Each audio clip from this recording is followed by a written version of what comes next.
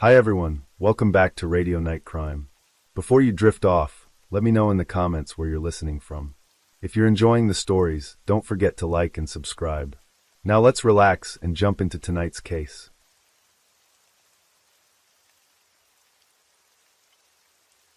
Story 1. This story takes place in Kofu City, located in the center of Honshu Island, Japan.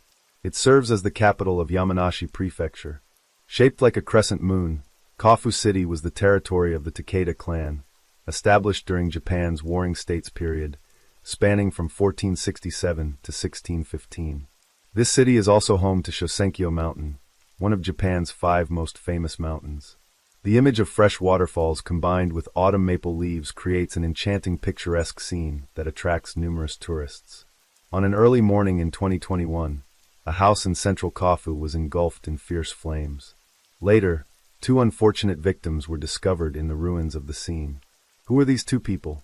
How did the fire occur?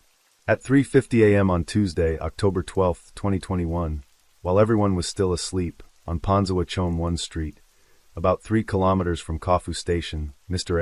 A resident there, was suddenly awakened by a loud explosion, followed by the clear sound of crackling wood.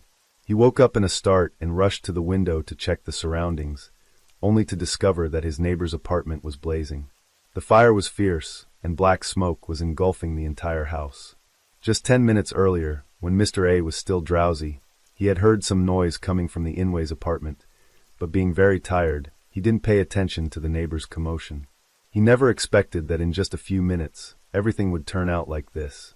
The man quickly called the fire department, praying in his heart that the neighbor's family would be safe.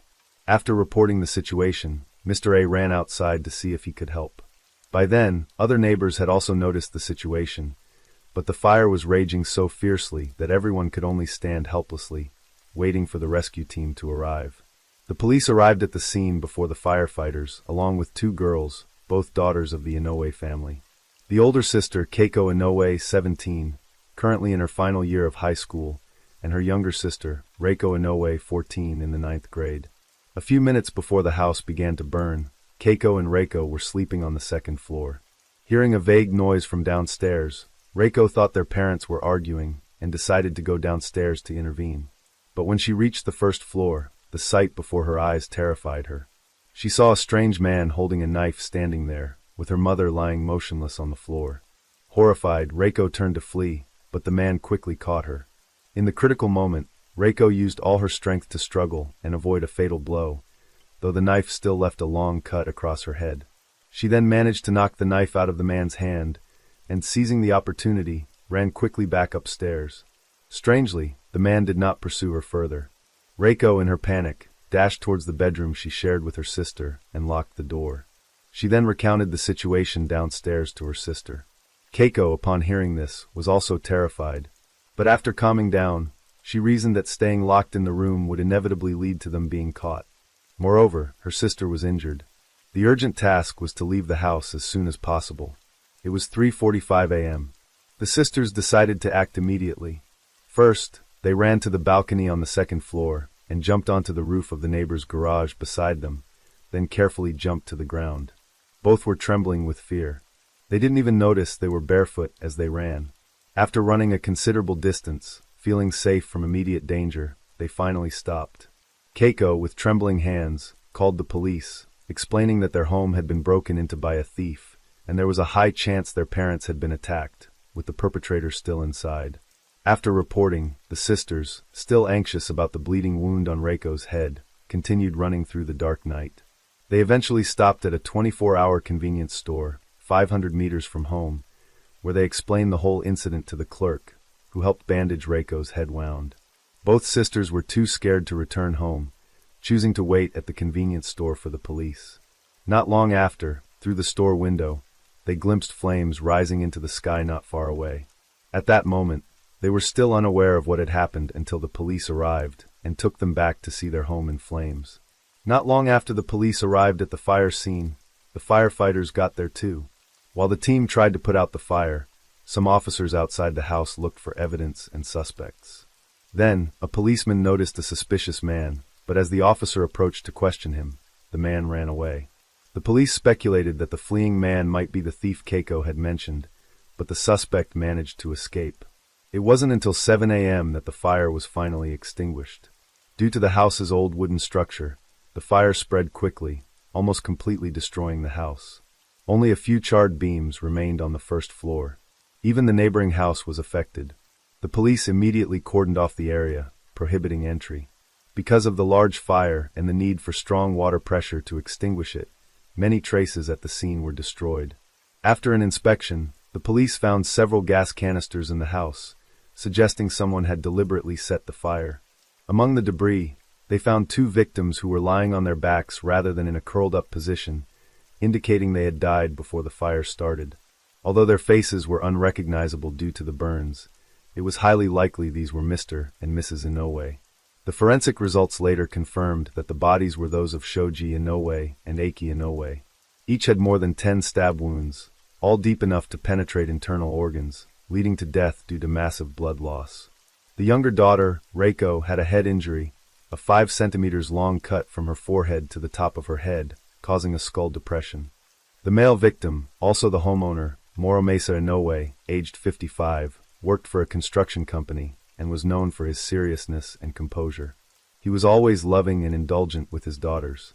His face would light up with a smile whenever neighbors mentioned his girls. The female victim, Eiki Inoue, aged 50, was a nurse and had previously served as head of the community board. Those around her described her as kind and enthusiastic. The couple had been married for over 10 years, yet their love seemed as fresh as ever. Like her husband, Eiki loved her daughters deeply, often mentioning to neighbors that since her daughters were still young, they would need more financial support in the future, so they would work harder. The Inoue family was always very harmonious. They often drove out for weekend trips, recognized by neighbors as the epitome of a happy family. No one could have imagined that in one night, this couple would be forever parted from their daughters. Even their cat on the first floor did not survive. After the incident, the Inoue sisters were nearly inconsolable with grief over the loss of their family members. The location of this incident is known for its good security, rarely experiencing such tragedies. The police quickly launched an investigation, promising to soon bring the murderer to justice. Although Keiko reported a burglary, based on the scene after the fire, the police deduced that the perpetrator might have planned to burn the house to destroy evidence. They quickly investigated the relationship surrounding Mr. and Mrs. Inoue. However, unexpectedly, at 7 p.m. that same day, the police received a call from a man confessing to murder. On the other end of the line, he was sobbing while admitting to the crime. After receiving the call, the police asked the man to stay put and immediately dispatched officers. The location where he was hiding was in Shinonobeko, Kofu. The police station was about 30 kilometers from the Inoue's house. Initially, he wanted to surrender there but found no one on duty, so he decided to call the police station. The police quickly arrived at the location where the man was hiding. He had driven there himself, and inside the car was nothing but him. There were clear burn marks on his face, and his right pinky finger seemed broken. He was very agitated, with stiff and disjointed movements. When the police asked him about the specifics, the man stuttered, unable to speak clearly. After a long interrogation, by 2 a.m. the next day, the police finally understood the full story and charged him with murder. Afterward, he was taken for emergency medical treatment. The next day, on October 14, 2021, after receiving treatment, the man was taken into custody at 2 p.m. During this time, the media was gearing up for interviews. As per the available information, the suspect was only 19 years old, which under Japanese law at that time meant he was still considered a minor since adulthood was defined at 20 years old. Thus, his face would be covered by the police when facing the public, and the car windows were to be blacked out to prevent anyone from photographing him. Moreover, on television, personal details like name, address, or any images that could reveal his identity were not allowed to be disclosed. However, there had been an exceptional case in 1968 involving Tadao Nagayama, who, at 19, committed several brutal murders and was executed on August 11, 1968. The lack of disclosure about the suspect's information in the Kofu arson case sparked immense public curiosity over several days. On the internet, numerous rumors circulated regarding the real identity of the suspect. Some said his surname was Shimoda, others claimed it was Miura, and that the killer had blonde hair, a fierce, terrifying appearance. In Kofu, there are many vineyard managers named Miura, and these rumors damaged their reputations. For a while, fake photos of the suspect were shared across social media, causing trouble for innocent, unrelated people. Additionally, there were rumors that were particularly upsetting and unacceptable to the public, suggesting the suspect was a classmate of Keiko at Yamanashi Prefecture Central High School. After these rumors spread, students at the school were constantly speculating who this person might be, with those absent from class during this period often becoming suspects. Besides curiosity about the suspect's identity, people were eager to know what kind of conflict he had with the Inoue family that led to such cruel actions. Keiko, closely related to the story, refused to reveal any information, leading to further rumors suggesting the suspect might be a boy who was pursuing Keiko at school, but was opposed by her parents, leading him to harbor resentment and wait for an opportunity for revenge against Mr. and Mrs. Inoue. There were also rumors that Keiko was a delinquent, having ambiguous relationships with many boys, and the man was one of them. After discovering the truth, he felt his love was misplaced and sought revenge. Some, seeing Keiko unharmed, suspected she might be an accomplice. In reality, Keiko was nothing like the rumors suggested. At 17, she was in her last year of high school. From childhood, Keiko was known for her adorable large eyes. She was famously beautiful in Kofu, skilled in piano, and had a talent for painting. She was like a heroine from a romance novel. At school, Keiko had a gentle personality, always polite and respectful. When she first entered high school, she was quite shy and not good at socializing, but through her efforts, she became confident, lively, and integrated well with her peers. She joined clubs like chess and drama to expand her social circle. With her excellent academic record, Keiko joined the student council, always handling her responsibilities seriously and responsibly. She was well-liked and seen as an idol by her classmates. Despite having many admirers, she turned them all down. This sudden tragedy, along with the rumors and criticisms, nearly broke Keiko, who had just lost both parents. Even people who knew nothing about her before began to spread baseless rumors online, severely affecting her school life and daily living. Only 9 days after the incident, while the police were still investigating, a newspaper managed to obtain and publish information about the suspect. This action clearly violated laws regarding minors, but it wasn't the first time this publication had done so. In the past, they had blatantly violated juvenile laws to reveal the real names of criminals in their reports. The newspaper did not recognize their wrongdoing, but claimed they were exposing crime to help the public be more vigilant and avoid serious consequences. Just months before this incident, Japan had passed a revision lowering the age of adulthood from 20 to 18. This also adjusted the age range for minors. Thus, 18 and 19-year-olds were now considered adults and would face stringent legal consequences. Moreover, after a suspect is indicted, the prosecution would allow the media to report their real names and images. However, the article was still considered a legal violation, since at the time of publication, the police were still interrogating the suspect, who had not yet been formally charged. Additionally, the new law was to take effect 2 years after its announcement, thus drawing criticism from various bar associations. However, it was because of this article that many details about the case were revealed to the public, specifically that the suspect's name was Yuki Endo, 19 years old, a schoolmate of Keiko, and also a member of the student council. After meeting Keiko, this young man began to pay attention to everything about her, actively seeking every opportunity to interact and get to know her. 12 days before the incident, at 1 p.m. on that day, Yuki Endo intercepted Keiko in the parking lot and confessed his feelings to her. He gifted her a Tiffany necklace, but Keiko politely declined, citing that they were not compatible, essentially because she didn't want to date someone she didn't know well.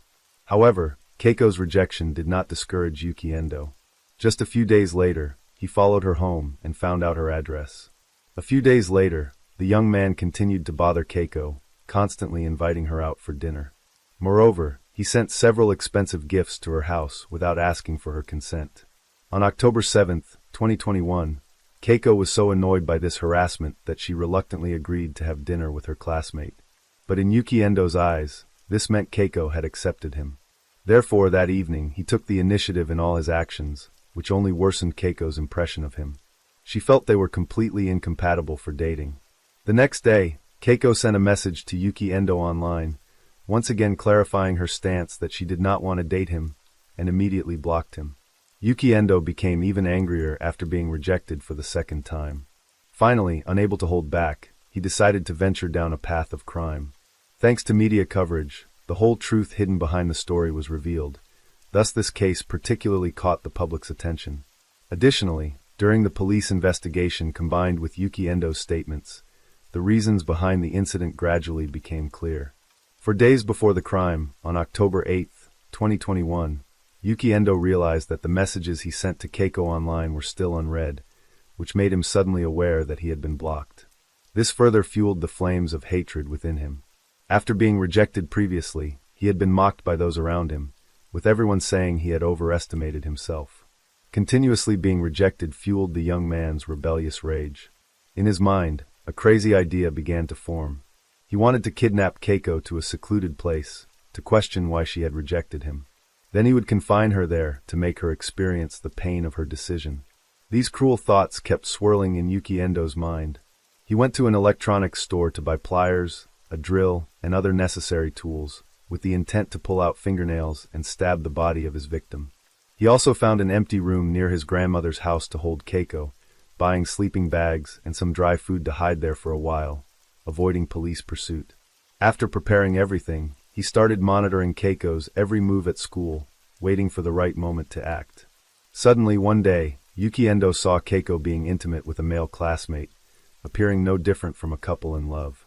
Witnessing these scenes, the flames of jealousy and anger consumed what little rationality Yuki Endo had left. He immediately abandoned his kidnapping plan, opting instead for more brutal measures to ensure Keiko would have painful memories for life. In reality, that classmate was just Keiko's close friend. After deciding on a new plan, Yuki Endo went and bought more various tools, including an 18-centimeter machete and a fruit knife. He also watched videos online about gas explosions and silent window-breaking techniques. A few days later, Yuki Endo had prepared the window-breaking tools, 3 lighters, and 9 gas canisters. On October 11, 2021, Yuki Endo didn't go to school, which made his classmates feel very strange since he had never taken a day off before. Some guessed that he was embarrassed to come to class after his failed confession. However, no one could have anticipated what terrible thing would happen the next day. In the early hours of October 12, 2021, Yuki Endo drove to Keiko's house with all the necessary items, ready to end the life of the girl he claimed to love. At 3:20 a.m., he stood in front of her house, hesitating for about 10 minutes before deciding to commit the crime. He taped over the first-floor window, broke the glass, and silently entered the house. Then, Yuki Endo snuck into the bedroom on the first floor and encountered Keiko's parents sleeping in bed. The couple, hearing a noise, groggily woke up to check what was happening. But Yuki Endo, taking advantage of their drowsiness, drew his knife and attacked Shoji Inoue. The man struggled and screamed loudly to wake his wife beside him, but the murderer's blade did not stop, continuously attacking. When Akiya Inoue woke up, the sight before her horrified her. Without thinking much, she instinctively ran out of the bedroom. Yuki Endo pulled out another knife, chasing the woman while swinging both blades. Eventually, Akiya Inoue couldn't escape the clutches of the devil. She tried to block the attack in vain, and soon collapsed to the ground. At this moment, Yuki Endo also noticed Reiko standing downstairs. He severely injured her, but decided not to pursue her further. Instead, the killer lit the gas canisters he had prepared earlier. Yuki Endo wanted to make the Inoue family perish in the flames, but in the process, he himself got injured while igniting the gas. After finishing everything, Yuki Endo left the house. He didn't run away. Instead, he stood outside watching the fire with the neighbors. During this time, a policeman suddenly approached to question him, which made the killer extremely frightened, and he ran away. Yuki Endo frantically drove to an abandoned house about 30 kilometers away, which was initially where he planned to hold Keiko. By the evening of that same day, overwhelmed by despair about everything that had happened, the murderer decided to turn himself in. Right after the incident, Keiko was supposed to represent her school in a youth education seminar, something her parents were very proud of, hoping for a bright future for their daughter. However, this fire extinguished all prospects of that speech and destroyed a small, happy family. When questioned by the police, Keiko continuously blamed herself, saying she was the real target of revenge. Why didn't the perpetrator come for her? It was all because of her that her parents and sister were dragged into this, yet she was the only one left unharmed. On April 8, 2022, the Kofu City Court officially charged Yuki Endo with murder and arson. At that time, Japan's juvenile law had just been amended and officially came into effect. With the additional official information about the suspect, media outlets rushed to report on the case, drawing public attention once again. According to the information known, Yuki Endo's real name was Yuki Watanabe. He was 19 when the crime occurred. Growing up, he lived with his parents in Chua City, adjacent to Kofu City. He was an introverted child, always hiding whenever strangers visited. When Yuki Endo was in 3rd grade, his father was arrested for stealing 2 water heaters from a plumbing company. Unexpectedly, this incident quickly spread throughout the school, leading classmates to shun him. This event left a deep scar in the young boy's heart. As time passed, his classmates forgot the scandal, but more significant changes occurred in Yuki Endo's family. His parents frequently argued and fought in front of him, even using knives against each other. By 5th grade, another issue arose. A classmate suspected Yuki Endo of stealing his Nintendo DS game card. However, despite searching everywhere in Yuki's house, the classmate found nothing. Yuki Endo assured his mother he had never stolen anything. His mother, believing her son wouldn't do anything as bad as his father, thought the other parent was just trying to keep their children away from Yuki by falsely accusing him. Following this, his mother applied for a school transfer for Yuki Endo, while the other parents spread the story to others. When he transferred schools, entering 6th grade, Yuki Endo was deeply fascinated by the anime Death Note. He told his friends that writing someone's name in the notebook could eliminate obstacles, and that feeling would be very happy. Also that year, conflicts within Yuki Endo's family intensified, leading to his parents deciding to divorce. His mother quickly remarried within less than a year, which was why he changed his surname from Watanabe to Endo. Not long after, this small family had a new member, making Yuki an older brother. His stepfather was a wealthy businessman, so Yuki's life became more comfortable and affluent. Before finishing junior high, he already had his own iPhone, and often brought an expensive golf club to school to show off, causing envy among his peers. However, the relationship between Yuki Endo and his stepfather was far from good. Once, while playing near a river, he nearly drowned, and his stepfather, watching from nearby, couldn't help but laugh. After being rescued, his stepfather told him, "Guess who you owe a life to now?" From then on, Yuki Endo felt very afraid of his stepfather. At 13, Yuki Endo enrolled in a high school in Kofu, where he joined the tennis club. During his first summer, the school organized an extracurricular activity in a small forest, one of the few times Yuki Endo enjoyed himself. Not long after, he lost a match and was heavily criticized by a teacher, leading him to quit the club. With the addition of a new family member, the current apartment became cramped, and his stepfather rented an adjacent apartment for Yuki to live alone. There he often heard the happy laughter of his parents through the walls, making him feel like an outsider in a happy 3-person family. However, this didn't last long. When he was 14, his stepfather fell seriously ill and passed away. Throughout his junior high years, Yuki Endo left no particular impression, lacking close friends. So when entering high school, he decided to change himself, to become a better version. He never arrived late to class, always listened attentively, and took notes diligently. Despite his poor academic performance, which led him to repeat a year, Yuki Endo tried his best and earned recognition from teachers and classmates. Outside of school, Yuki Endo often exhibited strange behaviors. Sometimes classmates would see him laughing for no apparent reason. Occasionally, he would take on the role of the school's announcer, his voice clear and energetic on air. But once he put down the microphone, he returned to a completely different, calm demeanor. During a cultural festival at school, while everyone was enthusiastically discussing topics, he sat quietly in a corner, folding paper into shurikens. After falling for the beautiful and talented Keiko, Yuki Endo began to change, wanting to show himself more. He joined the chess club, where Keiko was a member to be closer to her. During the election for student council president with few competitors and the trust of the previous president, Yuki Endo was successfully elected, causing shock and confusion among those who knew him. On an April day in 2021, then 19, Yuki Endo decided to change his appearance by trimming his eyebrows and altering his hairstyle, hoping Keiko would notice him.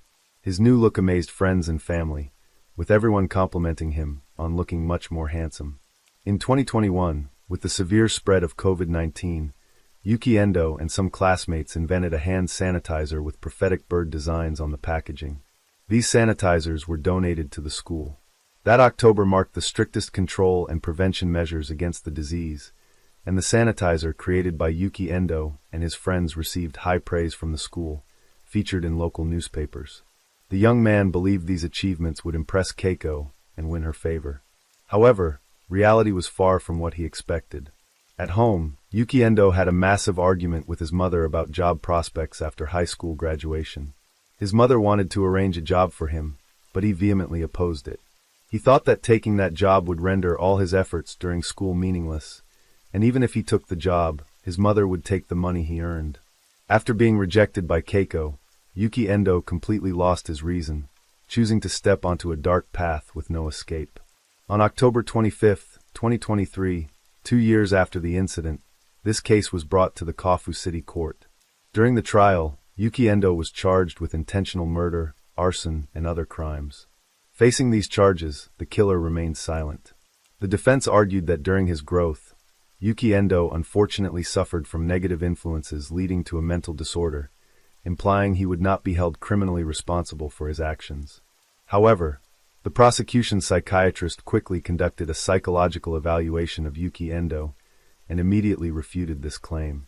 The case went through a total of 21 court sessions and officially closed on January 18, 2024. Only then did Yuki Endo break his silence, admitting his crimes and showing remorse, but he never once apologized to the victims. Keiko appeared in court via video link, expressing her guilt for dragging her family into this, and regarding the defendant, Yuki Endo, she wondered what sentence would be carried out against him, fearing another act of revenge. Finally, after thorough consideration, the court issued its final verdict. The defendant, Yuki Endo, was sentenced to death for the crimes of murder, arson, and others. After the trial, the defense completely rejected this decision, appealing to the Tokyo High Court, but just a day later, the lawyer withdrew the appeal at Yuki Endo's request. This was the first time in Japanese history that a minor was sentenced to death, so media outlets immediately published all related information, attracting widespread public attention, with only his mother left to bear the pain alone. People also expressed deep sympathy for the Inoue sisters, who lost their parents in one night. They also felt sorry for the young perpetrator, whose life was shadowed by his father's theft. Most Japanese people considered the death penalty a rightful decision, the best consolation we could offer to the victims. Currently, the Inoue sisters are being cared for and raised by a relative. The incident caused both to suffer from post-traumatic stress disorder and severe insomnia, particularly Reiko, who was haunted by nightmares for a long time. The memory of that horrific night never fades in her mind. Though the perpetrator paid the ultimate price for his sins, the act of taking innocent lives was extremely cruel, with Yuki Endo's motive for murder being utterly unreasonable and selfish. With this first death sentence for a minor, it opens a new future for Japan's judicial system, potentially preventing young demons from exploiting juvenile protection laws to act as adults before the law.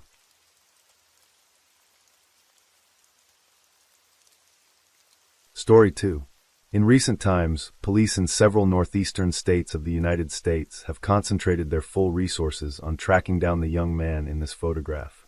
On the morning of December 9th, the Pennsylvania State Police announced the arrest of the prime suspect in a high-profile CEO assassination case that has shocked the public. However, the identity of the suspect has left the public stunned as he was identified as an exemplary former student of the University of Pennsylvania, one of the most prestigious universities in America. With his handsome appearance and impressive academic record, he was once an ideal role model for many. Coming from a wealthy family and educated in a privileged environment, he seemed to possess everything that others could dream of. Yet this young man is suspected of committing a serious murder.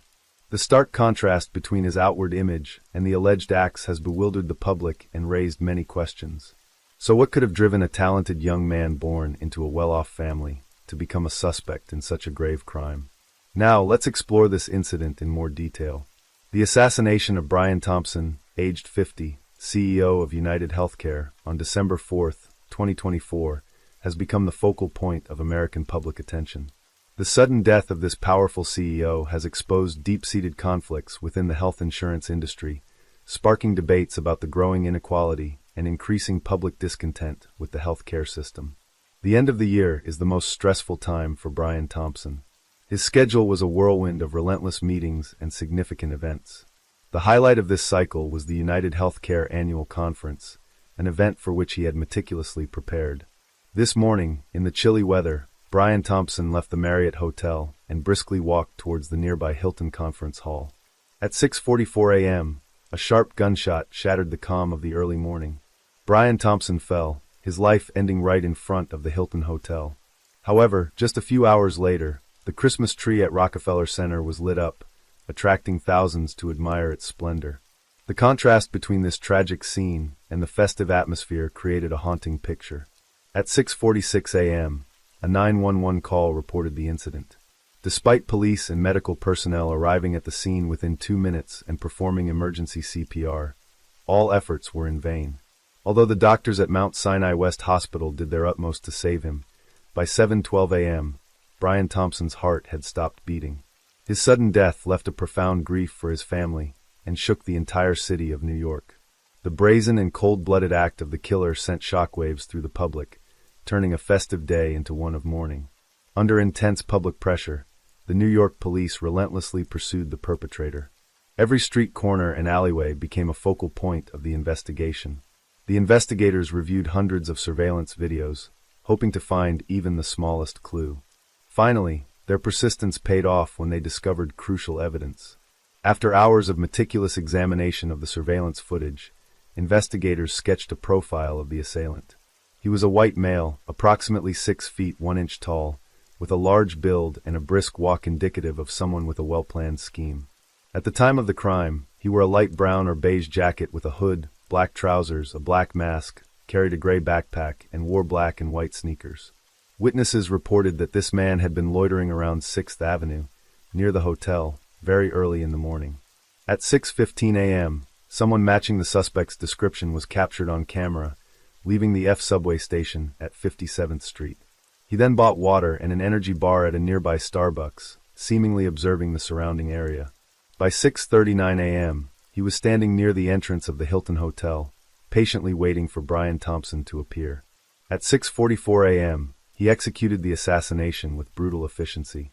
After committing the crime, the assailant quickly vanished into the dark Ziegfeld Alley. He crossed 55th Street and emerged onto the bustling 6th Avenue. Without hesitation, he hopped onto a city bike and pedaled hard northwards into Central Park. By 6:48 a.m., he had disappeared down the main path within the park. The details of the crime indicated that Brian Thompson had no chance to defend himself. The killer acted with ruthless and unmerciful precision. The victim was shot multiple times, collapsing at the scene. 3 9mm shell casings bore an unusual letter, almost as if challenging the police. This detail suggested that the assailant not only possessed a silenced firearm, but was also an adept marksman. The deliberate leaving of clues seemed like a cat-and-mouse game. Were the Starbucks water bottle and the phone left in the Ziegfeld Alley a challenge laid out by the killer for the police, or simply an oversight in his haste to escape? Each clue held mysteries that would take the investigators considerable time to unravel.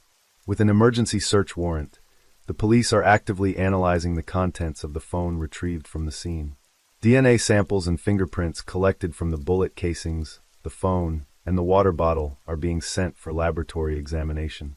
Although much evidence has been gathered, the motive for the crime remains an enigma. However, one thing is certain: Thompson was deliberately targeted, possibly due to personal grudges or business disputes. Attacks on high-profile corporate executives, particularly in the finance sector, are not uncommon. Joseph Kenney, director of the New York Police Department's Investigation Bureau, stated that the police are conducting a comprehensive investigation of the surveillance footage, with a particular focus on the areas around Central Park. Additionally, investigators are attempting to reconstruct the victim's final moments by analyzing call logs, messages, and financial transactions in detail. Each small clue could be the key to unlocking the door to the perpetrator. They hope to soon track down the killer and deliver justice for the victim. Investigators are working closely with City Bike to trace the suspect's path through Central Park. Simultaneously, cyber experts are meticulously examining the victim's social media accounts to find clues related to his personal and professional relationships. The police are also interviewing United Healthcare employees and members of the victim's family to gather more information. Moreover, the investigation is expanding to other states, particularly Minnesota, where key leads are believed to reside. The mayor of New York has called on citizens to remain calm and cooperate with the authorities. He has assured that the case is being investigated with utmost seriousness and that the likelihood of similar incidents occurring is very low. To better understand this tragic murder case, we need to look back at the remarkable career journey of Brian Thompson. Born and raised in Ames, Iowa, he gradually established his standing in society. With a distinguished degree from the University of Iowa, Brian Thompson's life opened up to a new promising chapter. After graduating with a bachelor's in business administration specializing in accounting, Brian Thompson quickly made his mark at one of the world's largest accounting and law firms, PricewaterhouseCoopers, PwC. In 2004, his career took another leap forward when he joined United Healthcare, a global healthcare giant, as a development director. With over 100,000 employees worldwide, United Healthcare is one of the largest healthcare corporations in the world. Throughout his 20 years at United Healthcare, Brian Thompson not only climbed the corporate ladder, but also contributed significantly to the company's growth. With his exceptional capabilities and strategic vision, he held several key leadership positions and achieved notable successes. In 2008, just 4 years after joining the company, he was appointed as the Chief Financial Officer for the Employer and Individual Services Division, overseeing and developing the financial operations of the division. From 2010 to 2017, Brian Thompson continued to take on critical roles, simultaneously managing both the employer and individual services, health insurance, and retirement divisions. April 2017 marked a significant milestone in Brian Thompson's career when he assumed the role of Executive Director of the Health Insurance and Retirement Division. In this capacity, he directly managed one of United Healthcare's core business segments, contributing to the enhancement of service quality and market expansion. He further demonstrated his capabilities by taking on the role of Executive Director for Government Projects. By April 2021, Brian Thompson officially became the CEO of United Healthcare, leading one of the world's largest health insurance companies. With his outstanding management skills, Brian Thompson secured a considerable income. According to 2023 data, his total earnings reached $10.2 million, confirming his status as one of the top leaders in the American health insurance industry.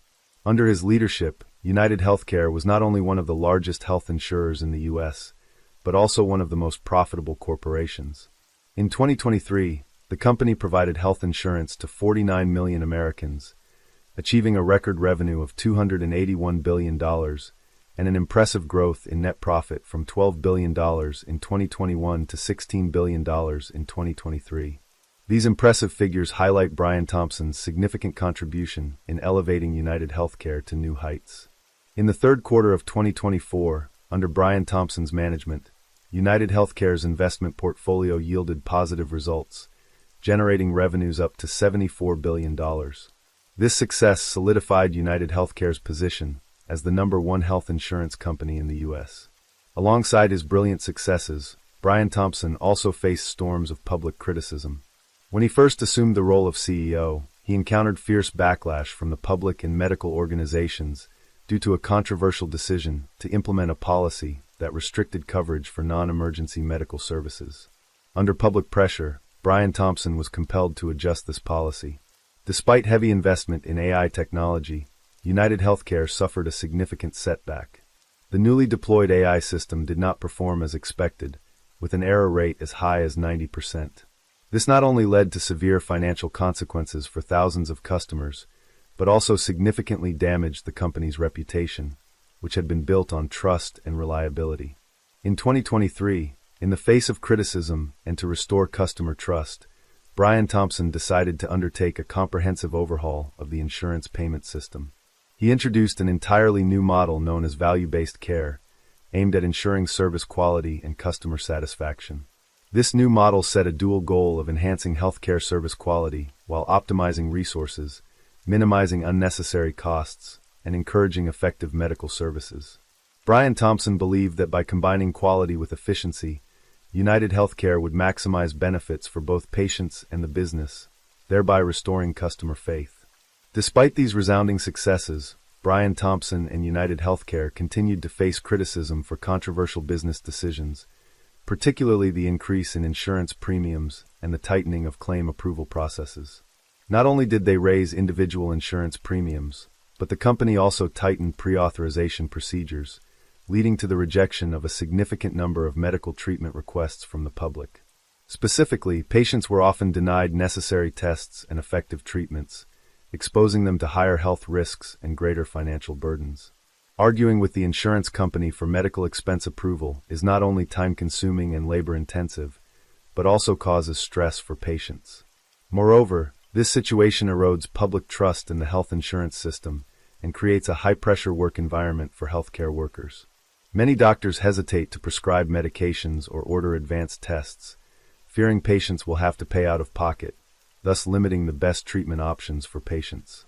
While these policies help reduce costs for the insurance company, they have far-reaching consequences for patients and their families, sometimes leading to unforeseen tragedies. Beyond enduring physical pain, patients and their families also face profound emotional trauma and overwhelming financial burdens.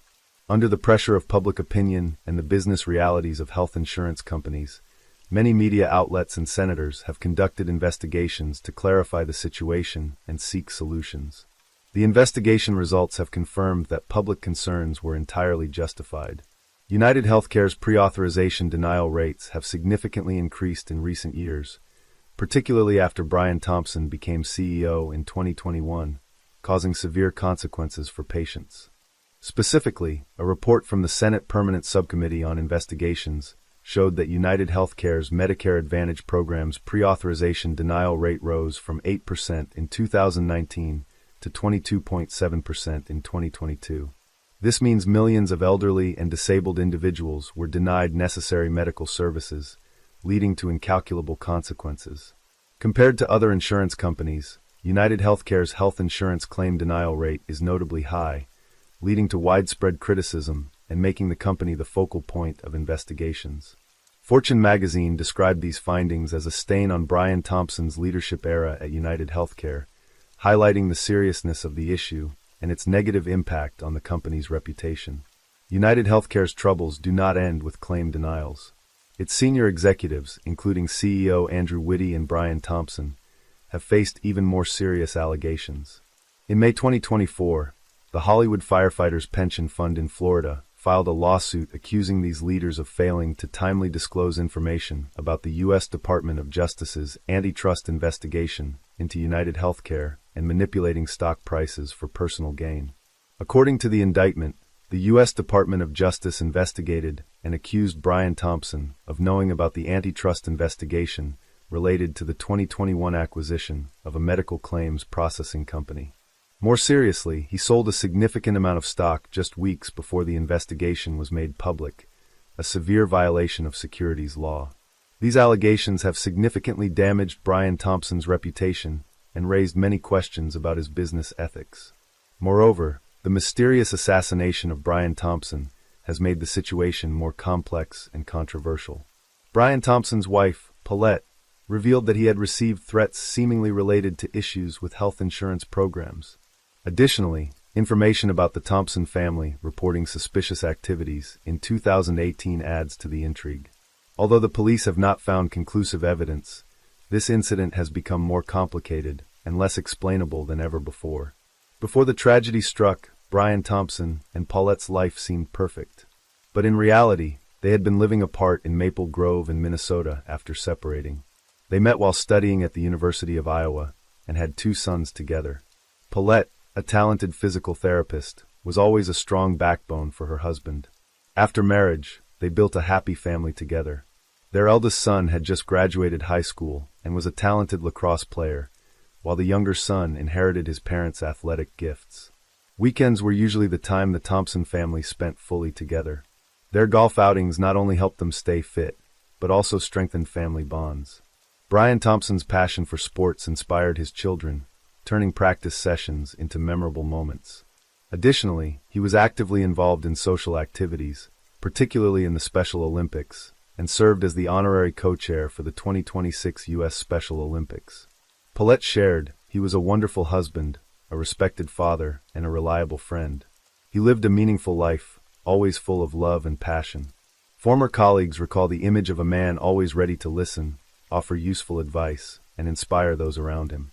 They described him as intelligent, approachable, and insightful in understanding the complexities of the healthcare system. Upon hearing the tragic news of Brian Thompson's passing, his family had to endure their darkest days. His sons, who loved their father dearly, could not accept the reality that they had lost such a pivotal figure in their lives. The image of a powerful, successful businessman now gave way to that of a devoted father and husband, deeply in love with his family. This incident sent shockwaves through the United Healthcare's investor meeting. Many attendees were moved to tears by the news. An investor who had once shared dinner with Brian Thompson said, "He was an upright and good person. I've never heard anyone say anything negative about him." With a voice full of emotion, CEO Andrew Whitty expressed profound respect for Brian Thompson's contributions. He emphasized that Brian's experience, relationships, and personal values played a crucial role in the development of United Healthcare, helping the company improve the healthcare system and provide better services to the community. Minnesota Governor Tim Walz expressed deep sorrow over the passing of Brian Thompson, a significant figure in both healthcare and business in Minnesota. In his condolence message, Governor Walz highlighted Brian Thompson's immense contributions to enhancing healthcare service quality and improving the lives of millions. Under the pressure of public opinion and the gravity of the case, the New York Police Department mobilized all its forces to launch an urgent and large-scale investigation. To swiftly bring the perpetrator to justice, the police deployed an intense manhunt with the suspect's image widely circulated across media outlets, alongside a reward for any crucial information. Investigators reconstructed the entire journey of the killer based on hundreds of hours of surveillance footage. After the crime, the assailant quickly left the scene and headed to Central Park. There, he discarded some evidence before continuing his escape. By around 7:04 a.m., the killer hailed a taxi northwards on 86th Street and Amsterdam Avenue, disappearing into the crowded streets. Washington Heights, with its complex road network and continuous public transport routes, became a perfect labyrinth for the killer to hide and flee. From here, he could easily blend into the flow of people, vanish like a grain of sand in the desert, and quickly move to any major city on the East Coast, from New Jersey, Philadelphia to Boston, and Washington, D.C. With the aid of modern facial recognition software, the police quickly narrowed down the search area. The wide-angle surveillance camera captured a clear image of the suspect sitting in the back of the taxi. Despite attempting to conceal his identity with a mask and a small beanie, his thick eyebrows and deep-set eyes were still easily recognizable. This image was immediately released to the public, attracting significant attention. The New York police worked closely with the FBI to analyze thousands of hours of surveillance footage and millions of data points from bus stations. All clues led to a small, dark apartment in Manhattan, identified as the killer's hideout before the crime. He had traveled by Greyhound bus from a long journey full of uncertainties. However, the killer proved to be extremely cunning, constantly changing his appearance and using fake documents to mislead the police. The police appealed to the public for assistance, urging anyone who might spot someone matching the suspect's description to contact the nearest authorities immediately. After arriving in New York on November 24th, the suspect wandered the streets, looking for a safe place to hide, and began planning the crime. Eventually, he chose a hotel in Upper West Manhattan, a bustling area with many passers-by, ideal for disguise and movement. During check-in, he used a fake New Jersey driver's license to conceal his identity. 9 days. That was enough time for the suspect to observe, plan, and prepare everything for the crime. Suspiciously, after checking out, he returned to the hotel the next day. This unusual behavior suggested he was hiding something. Perhaps he wanted to ensure no trace was left behind, or simply to observe the terrain around the Midtown Hilton. His chosen target? One more time. Upper West Manhattan, with its crowded streets and complex transportation system, provided a perfect hideout and a safe escape route. At 5:30 a.m. on December 4th, the suspect left the hotel on a bicycle. He carefully observed his surroundings like a seasoned fox, always wary of lurking dangers. However, in a moment of carelessness, while flirting with the receptionist, he made a fatal mistake. With a confident expression, he removed his mask, revealing his true face to the surveillance camera. This was his biggest oversight during his entire period in hiding. On the morning of December 6th, hundreds of police officers conducted an extensive search in Central Park. After hours of meticulous searching, they discovered a gray backpack carefully hidden under a dense bush near a lake. Upon opening the backpack, the police were surprised to find a jacket identical to the one the suspect was wearing in the surveillance video at the crime scene. Alongside the jacket was an old Monopoly game set. Another shocking discovery further complicated the case. The police found a significant clue on the bullet casings collected at the scene. 3 engraved words: deny, defend, and depose. These were not just ordinary words, but legal terms commonly used in court proceedings. The bullet casings marked with these 3 terms raised a significant question. Could this case be linked to some legal dispute, especially in the insurance sector? These findings reinforced the police's belief that the suspect's actions might be related to dissatisfaction or conflict with an insurance company. The investigation was intensified, and the release of additional suspect images drew public attention, increasing hopes of apprehending the perpetrator soon. The book, Delay, Deny, Defend, by retired Rutgers Law School professor J.M. Feynman, published in 2010, seemed to have inspired an extreme act years later. In this book, J.M. Feynman strongly criticized the injustices within the property and casualty insurance industry. He pointed out numerous specific examples of insurance companies unreasonably denying claims, causing significant harm to the public. Feynman argued that the current insurance system had diverged from its original goal of providing financial protection for people. The police believed that the inscriptions on the bullet casings found at the scene were closely related to the views expressed in J.M. Feynman's book. Was the suspect an admirer of the book, who drew inspiration from its ideas to commit the crime? If this were true, leaving such clear clues would mean the suspect was inadvertently putting himself at a disadvantage. However, this overconfidence might lead to mistakes and eventual capture. An unexpected breakthrough occurred in the manhunt for the suspect on December 9, 2024, when Pennsylvania police received a tip stating that the suspect had appeared in Altoona, a small town about 280 miles from New York. Immediately, an elite police team was dispatched to the scene. In the bustling chaos of a McDonald's, the suspect tried to blend in with the crowd. His eyes continuously scanned the surroundings, cautiously observing everyone. Despite attempting to hide his identity with a mask and beanie, the sharp gaze of a perceptive customer noticed suspicious similarities between him and the image from the wanted bulletin. After careful consideration, the customer decided to inform the McDonald's staff. The employees quickly confirmed the information and notified the police. This was a major turning point in the days-long manhunt. At exactly 9:15 a.m., 2 officers from Altoona, one of whom had been on the job for less than 6 months, arrived at the scene. Spotting the suspect sitting alone at a table with a backpack at his feet, they approached and asked him to remove his mask. To verify his identity, the police asked if he had ever been to New York. This simple question caused the suspect to panic, his body trembling, and he stammered incoherently. Seeing this, the police demanded to see his ID. The suspect reluctantly presented a fake New Jersey driver's license he had used to check into a motel. However, upon checking the database, the police quickly uncovered his deceit. Faced with undeniable evidence, the suspect finally admitted defeat.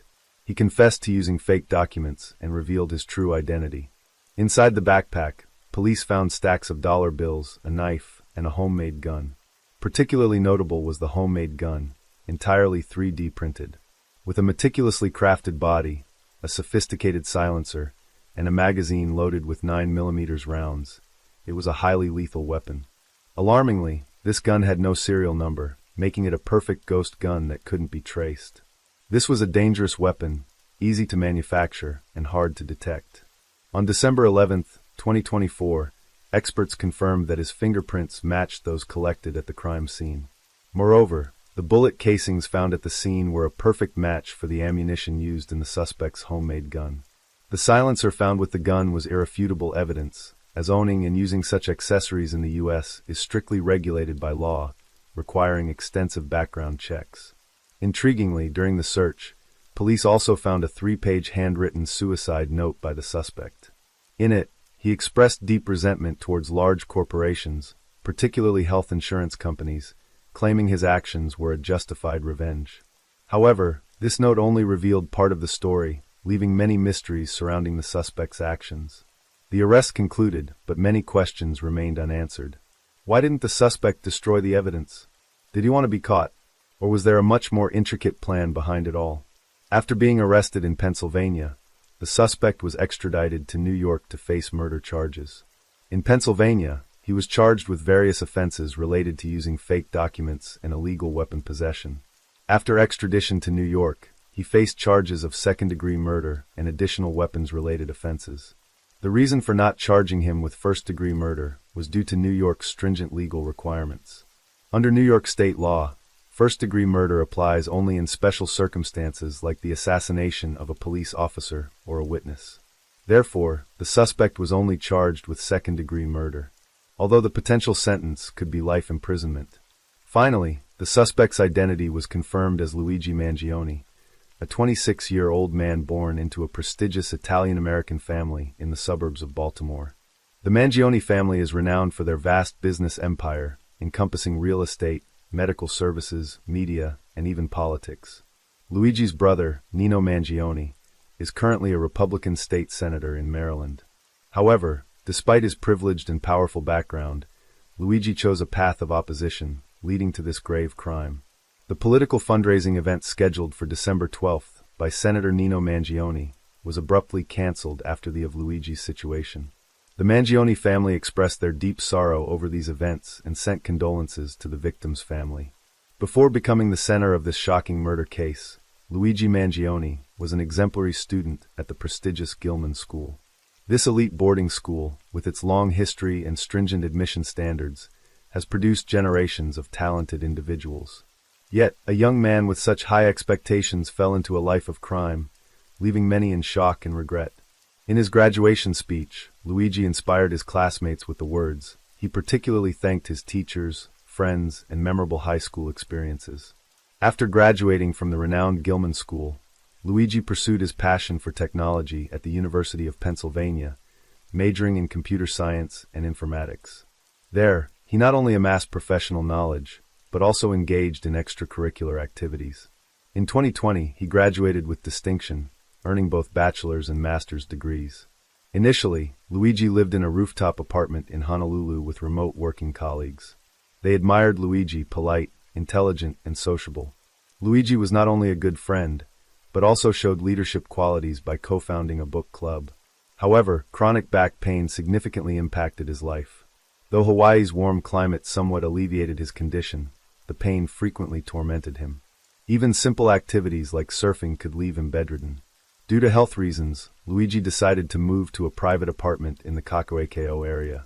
His former roommates were shocked to hear of Luigi's arrest for such a serious crime, as in their eyes, he was always kind-hearted and amicable. Months before the crime, Luigi underwent back surgery to end his suffering. However, post-surgery, he cut off contact with everyone.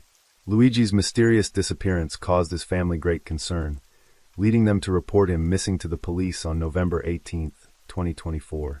On social media platforms, Luigi often shared images of his daily life and the challenges he faced after his spinal surgery. An X-ray photo showing 4 screws in his spine served as clear evidence of his pain. However, what was surprising was that despite receiving medical treatment, Luigi remained dissatisfied with insurance companies. A notable point is that in the U.S., young adults under 26 typically use health insurance through their families. Once they reach adulthood, they must fend for themselves. Hence, it's unclear whether Luigi's insurance was self-purchased or still dependent on his family. In his social media posts, Luigi not only shared his health struggles, but also fiercely criticized the U.S. healthcare insurance system. He openly expressed his discontent with the high costs of medical care relative to service quality, accusing insurance companies of prioritizing profit over patient health. With sharp words, Luigi likened insurance companies to gangs exploiting the system for unjust gain. From May 2022 to February 2023, Luigi actively sought information on back pain treatments through reading and writing reviews. However, these positive activities seemed not to improve his health. Concurrently, Luigi showed interest in broader social issues.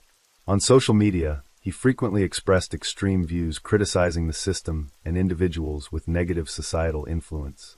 Currently, the true motive behind Luigi's actions remains an enigma.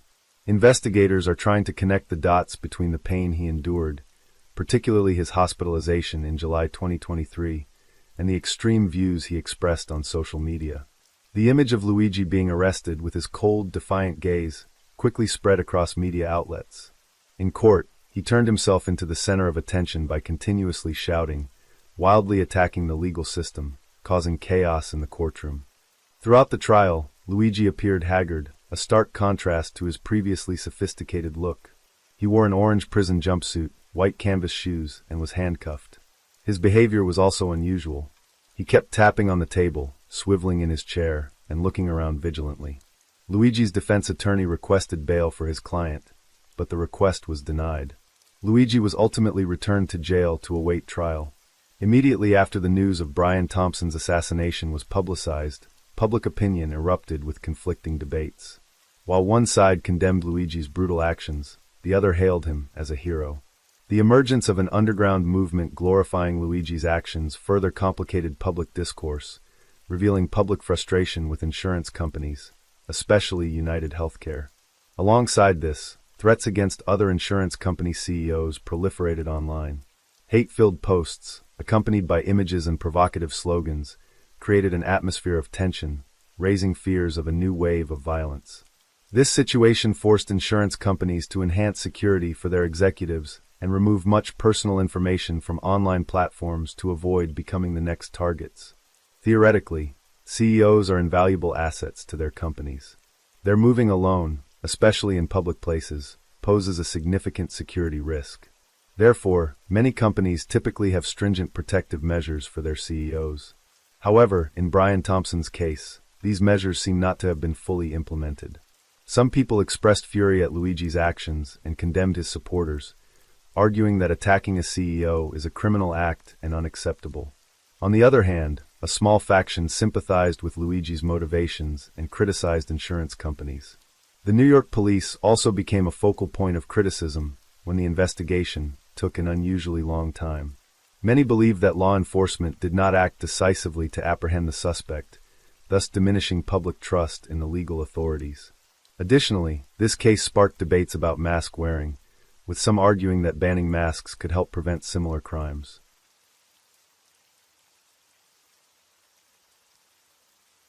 Story 3. When people think of clowns, they often imagine cheerful, lovable comedians. In the 1970s, there was a construction worker from Chicago who was enthusiastic and kind-hearted. He loved dressing up as a clown to entertain at children's parties or charity events. But behind that facade lurked a soul of utmost evil. He became one of the most notorious serial killers in American history, and that was John Wayne Gacy, also known as the Killer Clown. John Wayne Gacy was born in March of 1942 in Chicago. His father was an auto repair mechanic, and his mother was a homemaker.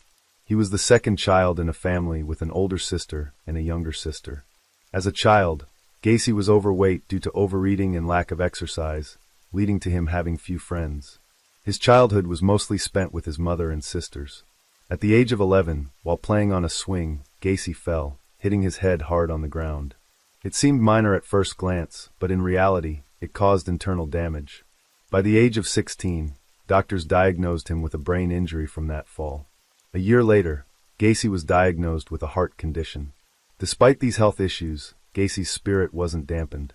He began engaging in politics at 18 and became an assistant precinct captain for the Democratic Party.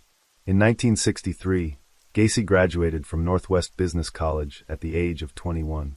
Afterward, Gacy took up a management traineeship at a shoe company, and within a year, he was promoted to manager. That September, he married his coworker, Marlon.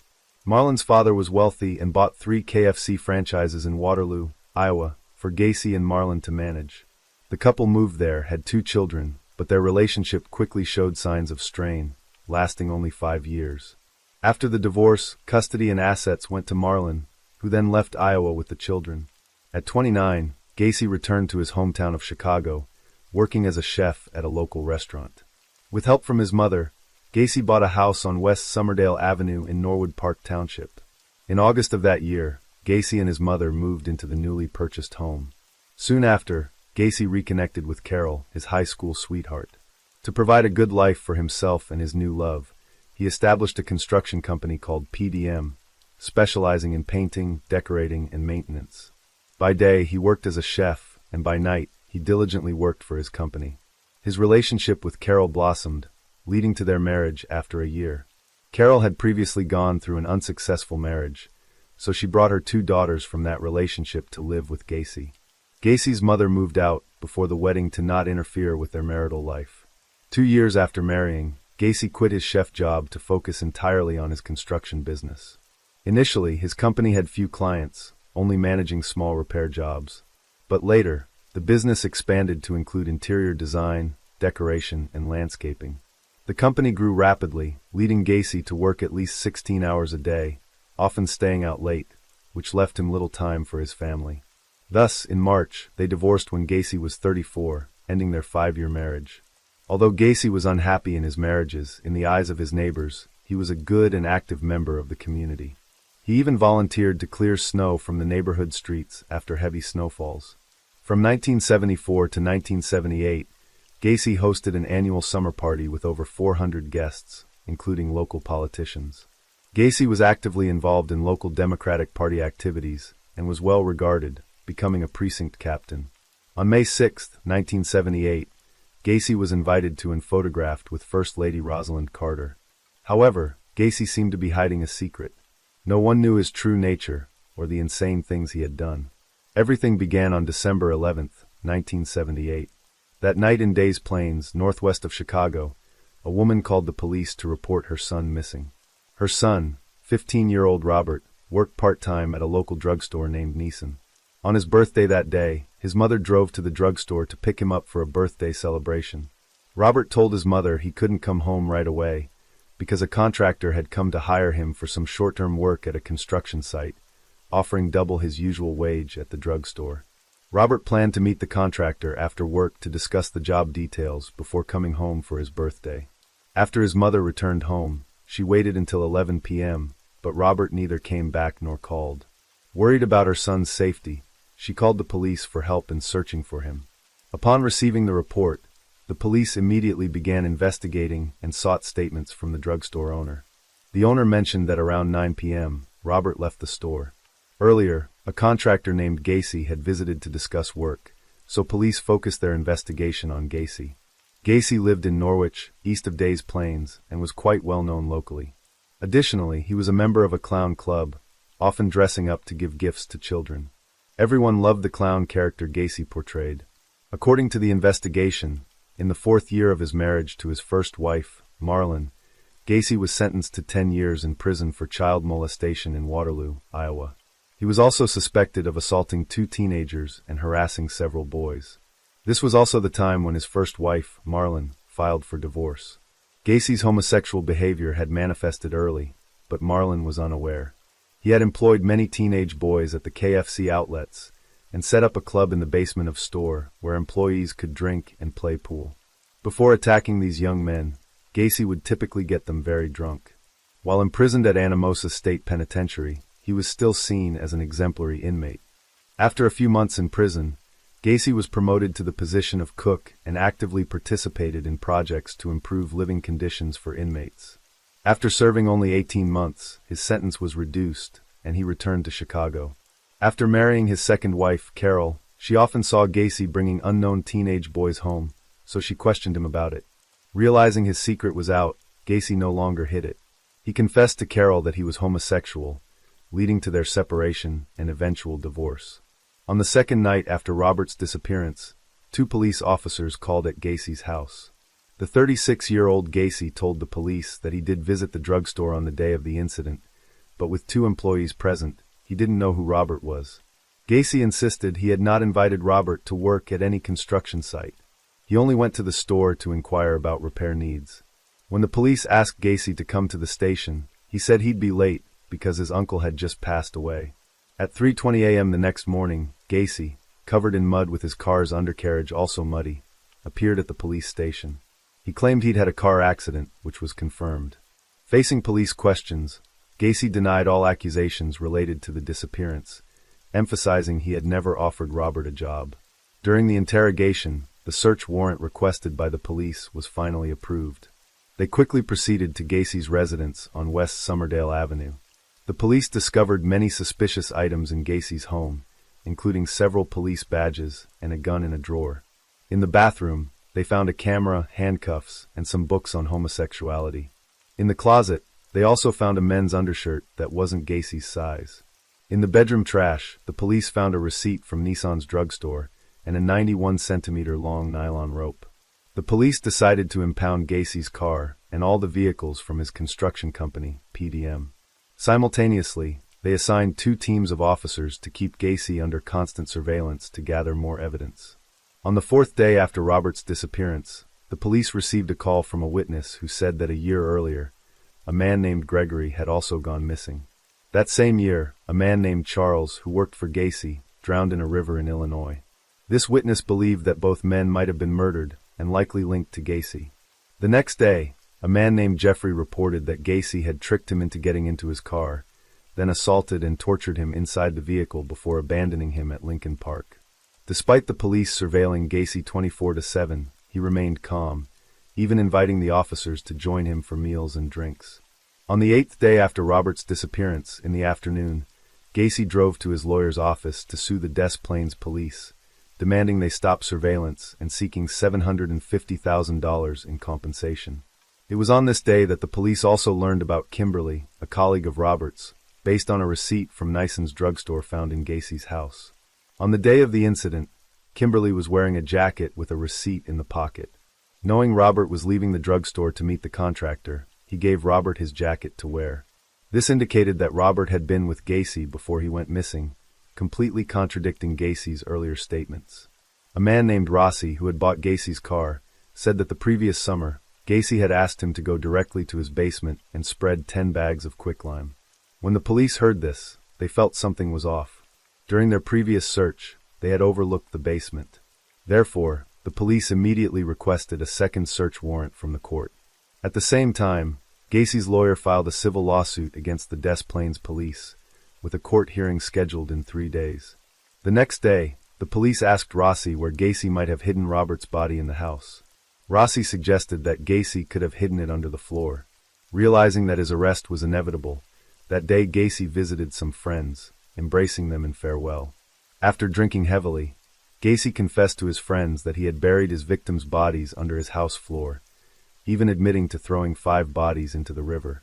The following day, Gacy drove to another friend's house, hugging him tightly, and then tearfully revealing that he had killed 30 people, indicating this was his last day of freedom. Everything Gacy confessed to his friends was known to the police, and suspecting he might attempt suicide, they arrested him immediately. After that, the police went to Gacy's house and discovered that he had flooded the crawlspace with sewage. After pumping out the water, they began digging, and within minutes unearthed a decomposed body. The level of decomposition was severe, ruling out the possibility that it was Robert. They then found 3 more skulls belonging to different victims. The second day after his arrest, Gacy confessed that he had killed around 30 young men. He said most were drifters, whom he targeted at train stations or on Chicago streets. Gacy would use any means to lure them into his car, like offering them high-paying jobs. If discovered, he would use force to assault and abduct them. He would handcuff them, then engage in harassment and torture, finally strangling them with a rope until they died. Gacy admitted that tormenting and killing others gave him a sense of thrill. The police spent a week digging under Gacy's house, and were shocked to find 27 more bodies. 26 were buried under the floors of the bedrooms, living room, kitchen, and bathroom, with 1 found under the garage. Additionally, they discovered 3 other bodies in the Des Plaines River. Gacy buried his victims in the ground, regularly spreading quicklime to accelerate decomposition. Gacy couldn't remember exactly how many bodies he had buried. When asked about the missing Robert, Gacy admitted to having killed him. On March 9th, the 28th body was found in a hole near the oven in the backyard. 7 days later, the 29th body was discovered under the dining room floor. Using forensic science, the police identified 32 bodies, including the 3 from the Des Plaines River. Among the identified victims, the youngest was 14 and the oldest 21, with 5 others still unidentified but estimated to be between 14 and 30 years old. A month later, a man called the police to report finding a badly decomposed body caught in tree roots while walking along the Des Plaines River. The medical examiner later confirmed this was Robert, who had gone missing. Gacy's childhood was filled with misfortune, which distorted his psyche. His father was an alcoholic who often beat his wife and children, leading to a terrible relationship between Gacy and his dad. At 5, while visiting a neighbor with his mother, Gacy was inappropriately touched by a 15-year-old girl in an empty room. When he was 6, Gacy accidentally damaged parts of a car engine his father was assembling and was beaten with a belt. His mother tried to protect him, but was heavily criticized by his father, who berated Gacy as weak and effeminate. At 7, his father's friend molested Gacy in a truck, but he never told his father out of fear. His first job was as a security guard at a mortuary. That night, alone, he climbed into the coffin of a deceased young man, touching and holding him, which gave him a strange pleasure. During his second marriage, Gacy learned about the Jolly Clown Club, and after joining, he dressed up as a clown named Pogo to lure boys to his home, showing them adult films and forcing them into sexual acts. If they resisted, he would beat them. Gacy used his happy, humorous clown persona to entice young boys to satisfy his desires. Although Gacy had perverted inclinations towards boys, he didn't act on his urges until he met 16-year-old Timothy, his first victim. Passing through the Chicago bus station, Gacy was attracted by Timothy's godlike beauty, approached him, and struck up a conversation. Gacy drove Timothy around Chicago, and when night fell, invited him to stay over. The next morning, Gacy found Timothy at his bedroom door with a knife in hand. Frightened, Gacy jumped out of bed to wrestle the knife away. Timothy, startled, swung the knife wildly, accidentally cutting Gacy's hand. Believing Timothy intended to harm him, Gacy grabbed the boy's head and slammed it against the wall. Timothy tried to punch Gacy in the stomach to escape, but only made him angrier. Gacy then threw Timothy to the ground and repeatedly stabbed him in the chest. After Timothy died, Gacy went to the bathroom to wash the knife, then entered the kitchen to see breakfast on the table. Timothy had woken early to prepare breakfast, intending to wake Gacy. Realizing his grave mistake, it was too late for regrets. He buried Timothy under the floor and covered it with concrete. From that moment, Gacy's pleasure was no longer confined to physical desire. The monster within him had awakened, leading to 32 murders. Even after his arrest, he showed no remorse. In February 1980, the case went to trial in Cook County Court. After a month-long trial, Gacy was convicted on 33 counts of murder, assault, child molestation, and other charges, receiving a death sentence. Gacy appealed his sentence. In mid-1984, the Illinois Supreme Court upheld the sentence, and his lawyers continued to appeal over the following years until October 1993, when the Supreme Court rejected his final appeal. On the evening of May 9, 1994, 52-year-old Gacy was allowed to have his last dinner with his family in prison, marking his final meal. The following morning, under the prayers of a Catholic priest, Gacy was executed by lethal injection. According to reports, before his execution, Gacy was diagnosed with mental illness and showed no remorse for the multitude of crimes he had committed. Even in his final statement before being executed, Gacy arrogantly claimed that his execution could not compensate for the losses of others. The killer clown, John Wayne Gacy, received the punishment he deserved, but among the victims found, there were still 5 whose identities remain unknown, and their families surely still hope for their return.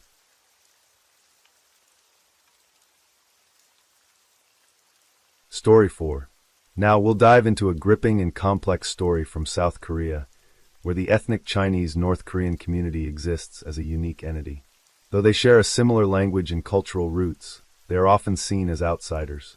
The discrimination they face isn't always overt insults or actions. It's embedded in the subtle details of daily life. In 2012, this discrimination intensified following a shocking crime. When an individual from this community committed a crime, the entire group bore the weight of societal prejudice. The case not only rocked the nation, but also sparked a major overhaul of South Korea's 112 emergency hotline system. What exactly happened that year? Why did the South Korean public lose faith in the police's handling of the situation? Now let's travel back to April 1st, 2012, a fateful Sunday. At 10:50 p.m., the Gyeonggi Provincial Police Agency's 112 Emergency Center received a distress call. The caller was a woman, her voice trembling, reporting that she had just been assaulted by a stranger.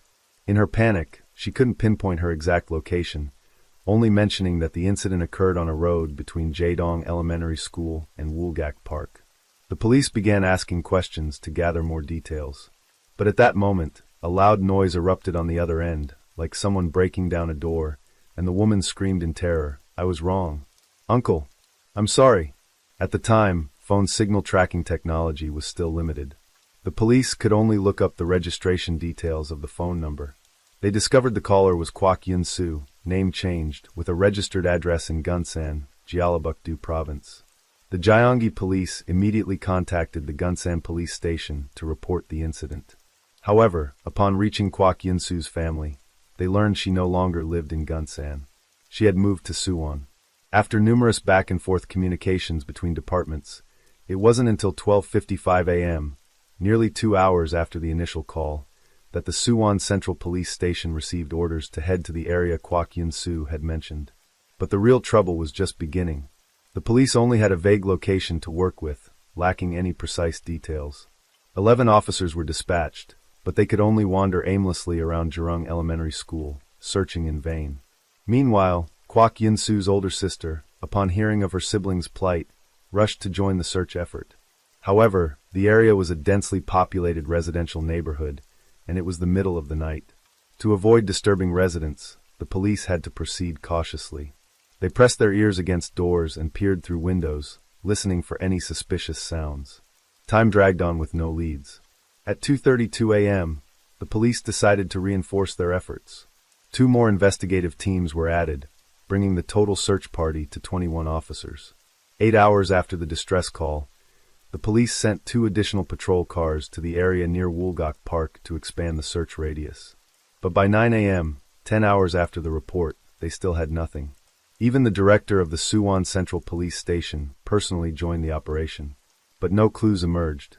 The investigative team began carrying Kwok Yun-soo's photo, going door to door to ask residents if they recognized her. Everyone they spoke to said they didn't know her. At 11 a.m., during one of these interviews, a resident casually complained, "I couldn't sleep last night because the couple next door was arguing loudly. Could you please warn them not to disturb the neighbors like that?" The police immediately headed to the location the man pointed out. He was the owner of a paint shop who had slept in his store the previous night. Next to the shop was an iron gate, leading to a narrow alley, at the end of which stood a residential apartment. From the ground floor unit, the man had heard strange noises all night. A woman crying, screaming, and repeatedly saying things like, "I'm sorry, and I was wrong." Oddly, since morning, he hadn't seen anyone enter or leave the apartment. This account jolted the police. They recalled Kwok Yun-soo's call, where she had also cried out, "I was wrong," before the line went dead. The team immediately suspected the victim might be inside this apartment. They loudly demanded that whoever was inside open the door, warning that if there was no response, they would forcibly enter. Just seconds later, the door creaked open. A middle-aged man stepped out, his face eerily calm, but instantly a sharp, metallic stench of blood hit the officers, sending a chill down their spines. Without hesitation, the police moved inside to investigate. The apartment was oppressively small. Stepping through the door, they faced a cramped kitchen. Beyond it was a tiny bedroom, and next to the kitchen, a minuscule bathroom. But what made their blood run cold was a large object, draped in a white sheet, taking up most of the room's space. The foul odor in the air was now unmistakable. The officers approached and lifted the white sheet. Beneath it lay a body reduced to nearly just bones, sprawled in the middle of the room. Beside it were 3 black plastic bags stuffed with something. Upon closer inspection, they saw that all the flesh had been meticulously stripped from the body. Inside the 3 black bags were countless pieces of human flesh, carved from the victim herself. After a grim count, the police discovered a total of 365 body fragments. However, the victim's face remained intact, allowing them to quickly identify her as Kwok Yun-soo, the woman who had made the desperate emergency call the previous night. Kwok Yun-soo was a factory worker at a phone component manufacturing plant. She led a simple life, going to work and returning home, rarely getting into any disputes with others. According to the autopsy, she had died around 5 a.m. that morning. There was no doubt. The perpetrator was the cold-faced middle-aged man who had opened the door. Strangely, he didn't resist. Instead, he calmly admitted to killing the victim. The man was Wu Yuan-chun, 42 years old, born in Inner Mongolia, China. He had only completed elementary school before returning to his hometown to work as a farmer. 5 years earlier, Wu Yuan-chun had come to South Korea as a legal migrant worker with a valid visa, taking up construction jobs. Though living in South Korea, he still had a wife and child in China. So over the years, he frequently traveled between the two countries to support his family. Before the crime, he had sustained his livelihood through manual labor. Colleagues described him as quiet, insecure, and a loner. Despite his reserved nature, he was considered kind and sincere. During group meals, he even generously treated others. But no one could have imagined that beneath this gentle facade lay a deeply twisted and sinister personality. Though his income was decent, Wu Yuan-chun spent over 20% of his monthly earnings, roughly 400,000 won, or about $300, on entertainment to satisfy his desires. Over time, a depraved belief took root in his mind. As long as I have money, I can have women. This obsession spiraled out of control, and he spent hours each day on his phone, consumed by adult content, trapped in an inescapable addiction. As an ethnic Chinese North Korean, Wu Yuan-chun spoke fluent Korean, facing no communication barriers. Before the police, he recounted the crime with chilling composure. According to him, on the evening of April 1st, after finishing work and returning home, he watched a movie while eating grilled meat and drinking. He was in a good mood. After the meal, he stepped outside to smoke a cigarette to aid digestion, leaning against the wall just in front of his door.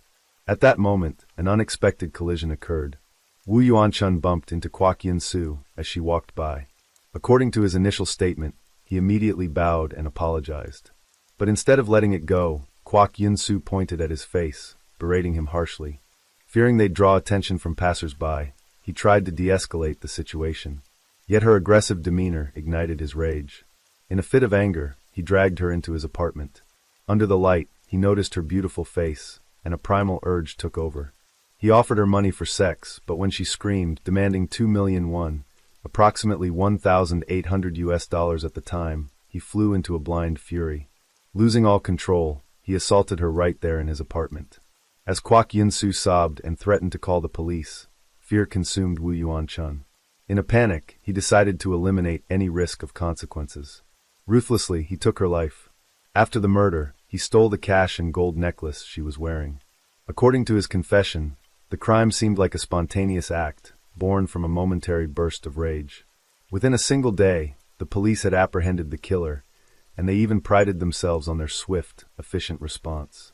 Initially, they felt a sense of accomplishment for solving the case so quickly, believing they had handled it well.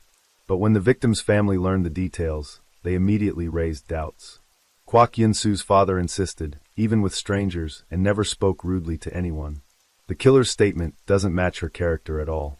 Fueled by the family's determination, the police were compelled to review surveillance footage from the area where the crime occurred.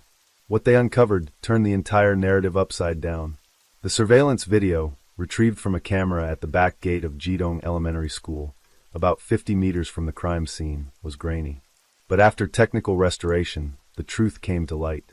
At 10:32 p.m. on April 1st, Kwak Yun-soo was walking along the road when Wu Yuan-chun suddenly emerged, shoved her to the ground, and dragged her into his apartment.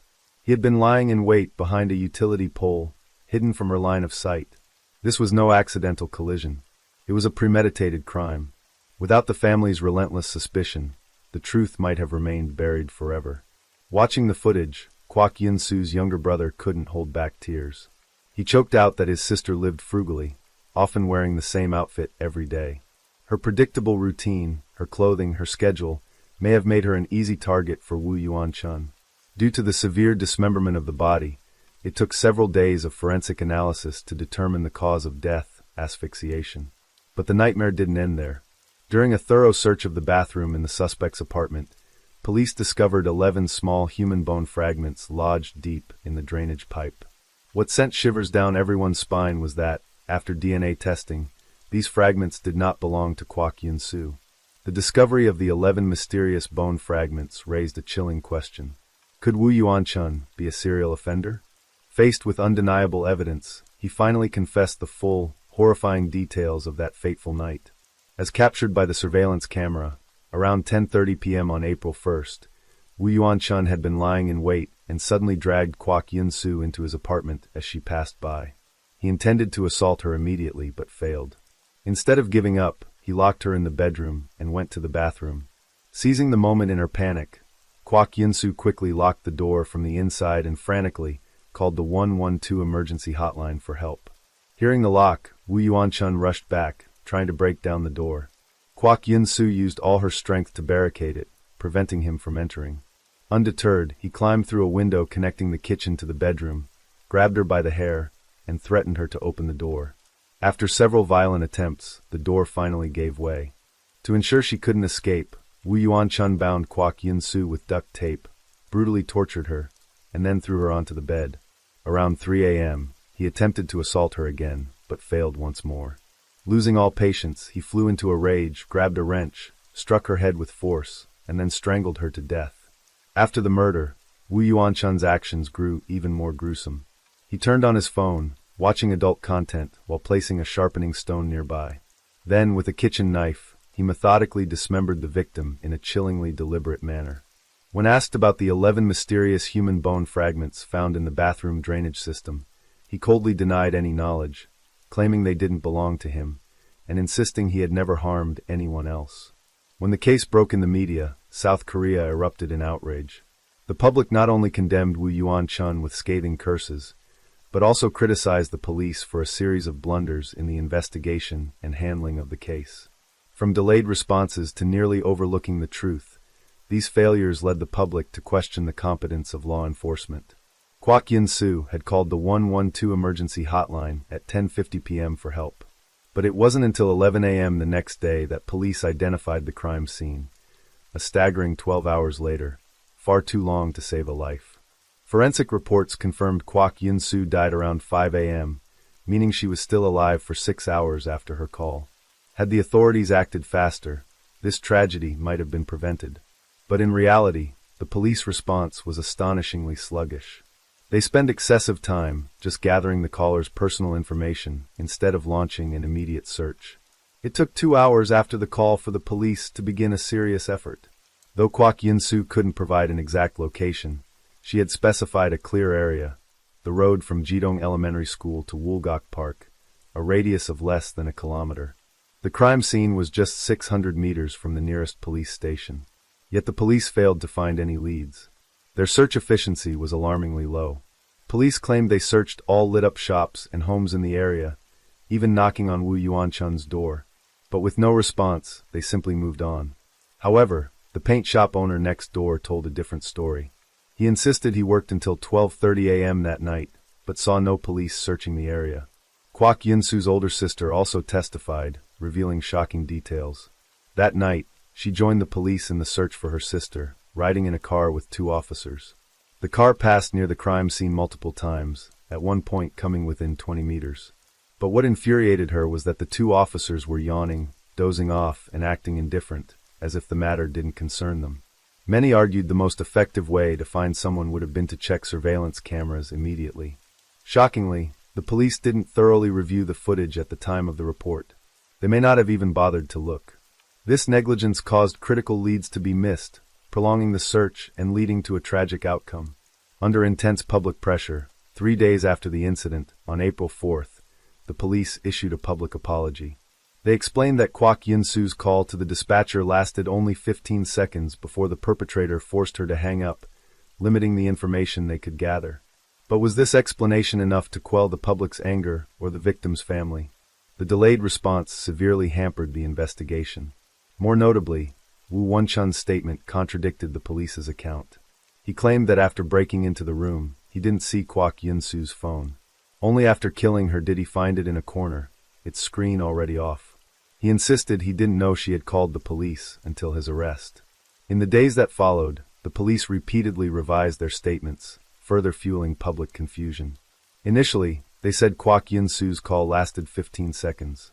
Later, they adjusted this to 1 minute 20 seconds and finally confirmed the actual duration was 7 minutes 36 seconds. This inconsistency sparked widespread doubts about the authorities' transparency. Kwok Yun-soo's family demanded the full recording of the call be released, but the police refused, citing potential violations of privacy laws and negative societal impacts.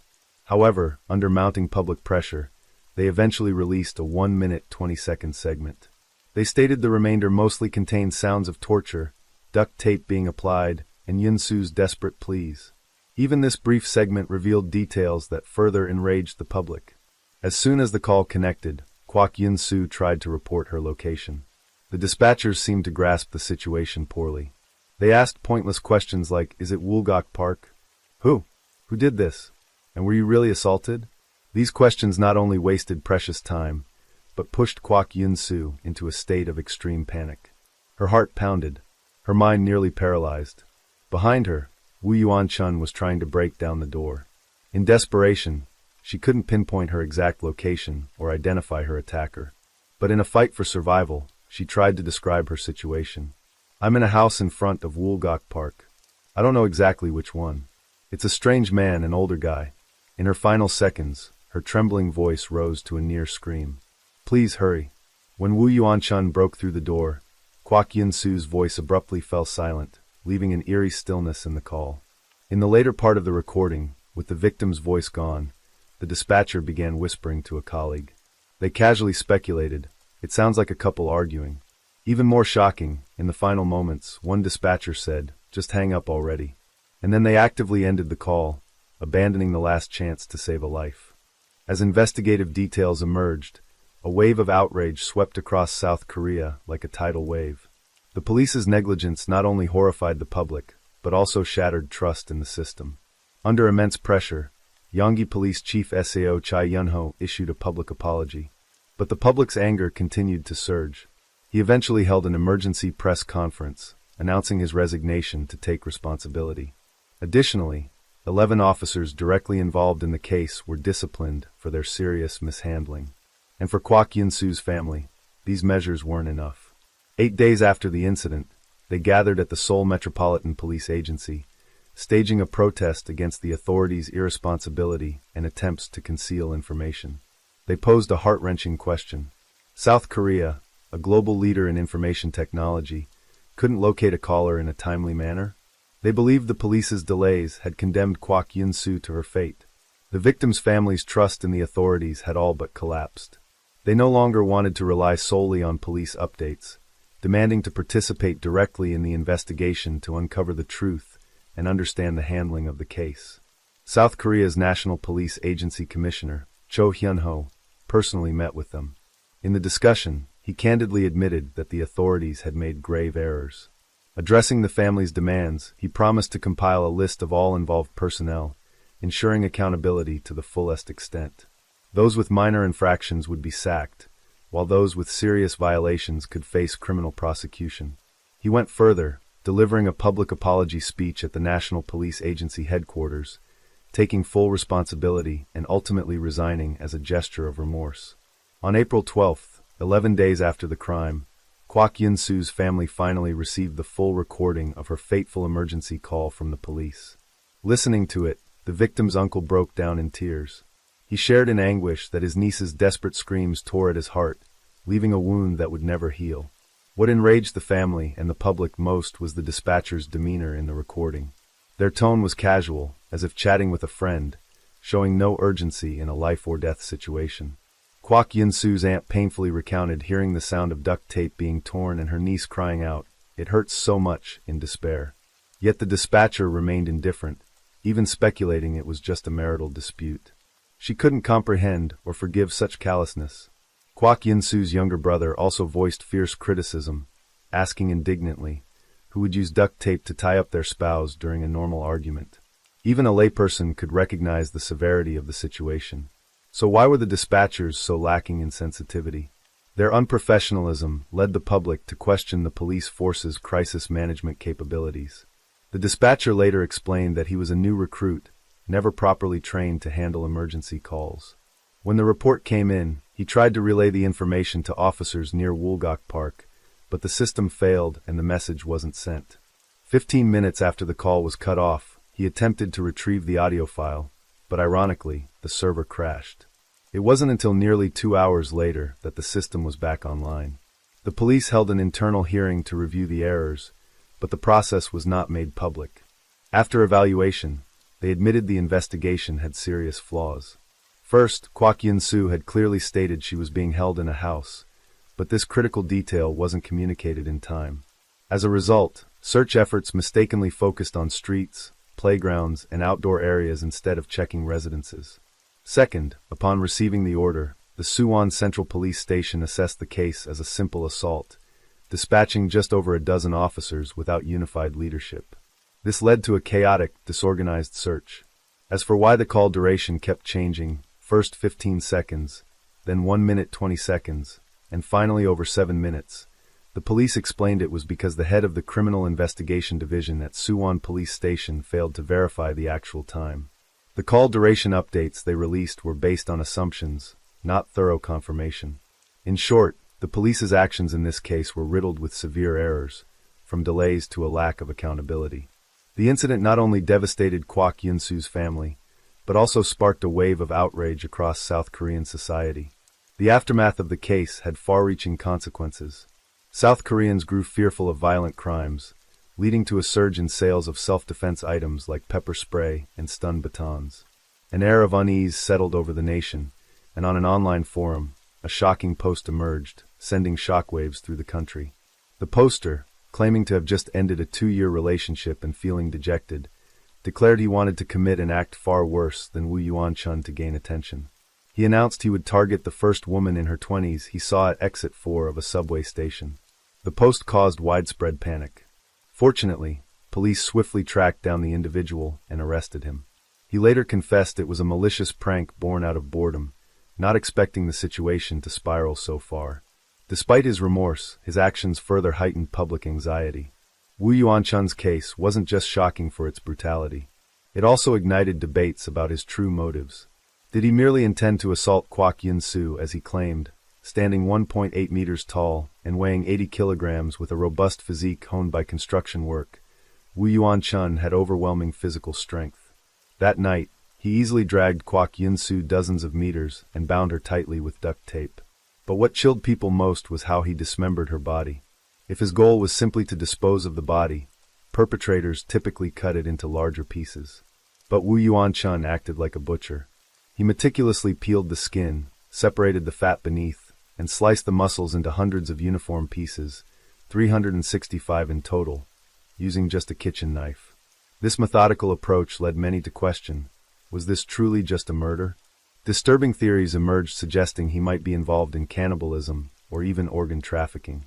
Surveillance footage from that night added to the suspicion. Besides Kwak Yun-soo and Woo Yuan-chun, the camera captured another woman passing by. Had it not been for chance, she might have been his next victim. Combined with the 11 bone fragments found in the bathroom drain, unrelated to Kwak Yun-soo, many began to believe Woo Yuan-chun wasn't a first-time offender, possibly even a serial killer who may have committed crimes in China. However, no concrete evidence has yet confirmed these suspicions.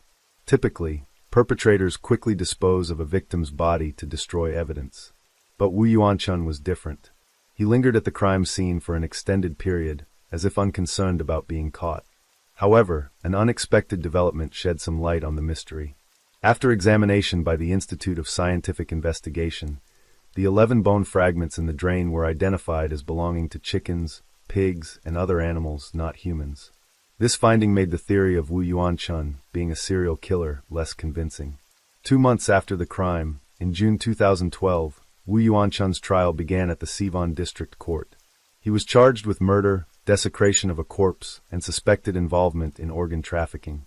During his transfer to court, an unexpected incident occurred. On the transport van, Woo Yuan-chun encountered another inmate arrested for drug trafficking. When the inmate saw Woo Yuan-chun giggling at a woman outside and incessantly tapping his foot, he erupted in anger, shouting, "You're Woo Yuan-chun, right? Stop tapping your foot. Reflect on your crimes." Woo Yuan-chun flew into a rage, attacking the man. The altercation only stopped when police intervened forcefully to separate them. At the trial, when the judge asked why Woo Yuan-chun confessed so readily, he replied with a blank expression, but when asked why he dismembered the body so brutally, his response stunned the courtroom. The prosecution presented compelling evidence, including the surveillance video capturing the moment of the crime and the recording of Kwak Yun-soo's emergency call. As these recordings played, Woo Yuan-chun maintained a chillingly impassive expression, showing no emotion. Meanwhile, Kwak Yun-soo's family couldn't hold back their grief. They sobbed uncontrollably in the courtroom, devastated by the ruthless destruction of their family's happiness. The victim's mother, eyes red with tears, knelt before the judge, pleading, "Please punish him severely." After reviewing all evidence and circumstances, the judge deemed Wu Yuan-chun an utterly ruthless criminal, not only for committing a savage murder, but also for dismembering the victim into hundreds of pieces, possibly with the intent to sell her flesh or organs. The judge viewed this behavior as a clear indication of supplying body parts to others, even after his arrest. Despite facing the court, Wu Yuan-chun showed no remorse or any sign of wanting to change. Given the brutality of his crime, many believed a death sentence was inevitable. Following the trial, the Suwon District Court found Wu Yuan-chun guilty of murder and desecration of a corpse, sentencing him to death. Upon hearing the verdict, Wu Yuan-chun merely closed his eyes and bowed his head in silence, but he quickly announced an appeal, stating he did not accept the ruling. Kwok Yinsu's family, while hoping for justice, felt the verdict didn't fully clarify the case. They believed Wu Yuan-chun's true motives remained a mystery, and the trial had been rushed, leaving many questions unanswered. In an interview, the victim's brother expressed suspicion that Wu Yuan-chun might be linked to a human trafficking network or even have accomplices. These doubts left the family unable to fully accept the trial's outcome. At the appeals hearing in the Seoul High Court, however, the judge issued a controversial ruling. While acknowledging the extreme cruelty of Wu Yuan-chun's crime, they found no clear evidence proving his intent to traffic flesh or organs. The only confirmed charges were murder and desecration of a corpse. Considering this was his first offense, the court deemed the death penalty too harsh and reduced the sentence to life imprisonment without parole. In the final hearing at the Supreme Court of South Korea, the penalty was adjusted further compared to the Suwon Court's ruling. If Wu Yuan-chun were ever released, he would be required to wear an electronic monitoring device for the next 30 years and have his criminal record retained for 10 years. This decision sparked immediate controversy. Many citizens criticized the court for seemingly prioritizing the perpetrator's rights over the victims, rendering justice incomplete in the public's eyes. In the final hearing at the Supreme Court of South Korea, the penalty was adjusted further compared to the Suwon Court's ruling. If Wu Yuan-chun were ever released, he would be required to wear an electronic monitoring device for the next 30 years and have his criminal record retained for 10 years. This decision sparked immediate controversy. Many citizens criticized the court for seemingly prioritizing the perpetrator's rights over the victims, rendering justice incomplete in the public's eyes. Refusing to back down, the family appealed again. Ultimately, the Supreme Court of South Korea acknowledged the authorities' mistakes and ordered compensation of 80 million won, around $56,000 for the family. While this was a step forward, the sum could hardly compensate for the pain they endured. After the trial, Wu Yuan-chun's name soared to the top of South Korea's online search trends, becoming a national focal point. He was incarcerated at North Gyeongbok Prison No. 1, formerly Chongsong Prison. According to fellow inmates, he performed a daily ritual of bowing and apologizing to Kwok Yinsu 108 times as a gesture of remorse. Yet this behavior did little to earn forgiveness. For many, his apparent regret couldn't erase the horrors of his actions. His identity as an ethnic Chinese North Korean further fueled public anger. Even before the case, this community was a sensitive topic in South Korea, seen as compatriots by some, but criticized by others for allegedly prioritizing China's interests. Wu Yuan-chun's actions poured fuel on the fire, intensifying ethnic tensions. Some netizens expressed, "I'm not afraid of people who look menacing, but if they're ethnic Chinese North Korean, I feel uneasy." However, others pushed back, arguing that it was unfair to judge an entire community based on one individual like Wu Yuan-chun, as it deepened unjust stereotypes. The case sent shockwaves through society, prompting South Korea's National Assembly to pass the 112 location tracking law. Previously, police couldn't track a caller's location during emergencies. Post-case, the new law allowed authorities to track a caller's location in urgent situations, even if their phone was off. Additionally, the case forced a major internal overhaul of the South Korean police. Authorities issued a 112 emergency response manual to all emergency centers nationwide, detailing how to handle various reports and providing in-depth training for dispatchers. The manual emphasized avoiding redundant questions and prioritizing the caller's safety above all. The police also introduced a new policy, classifying reports into 5 severity levels from 0, highest, for major crimes requiring immediate action, to 4, lowest, typically non-urgent consultations or reports. This system enabled more efficient resource allocation, ensuring timely responses to critical cases. To appease public anger, the police announced measures to prevent crimes targeting foreigners in South Korea. However, human rights organizations strongly objected, arguing that the core issue wasn't the perpetrator's nationality, but the police's initial delays and cover-ups. They stressed that blaming an ethnic group only diverted attention from the authorities' real failures.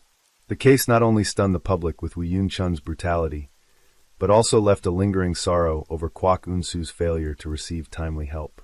She had waited for rescue, clinging to hope, only to meet an irreversible fate. That pain remains an unhealed wound for her family and society.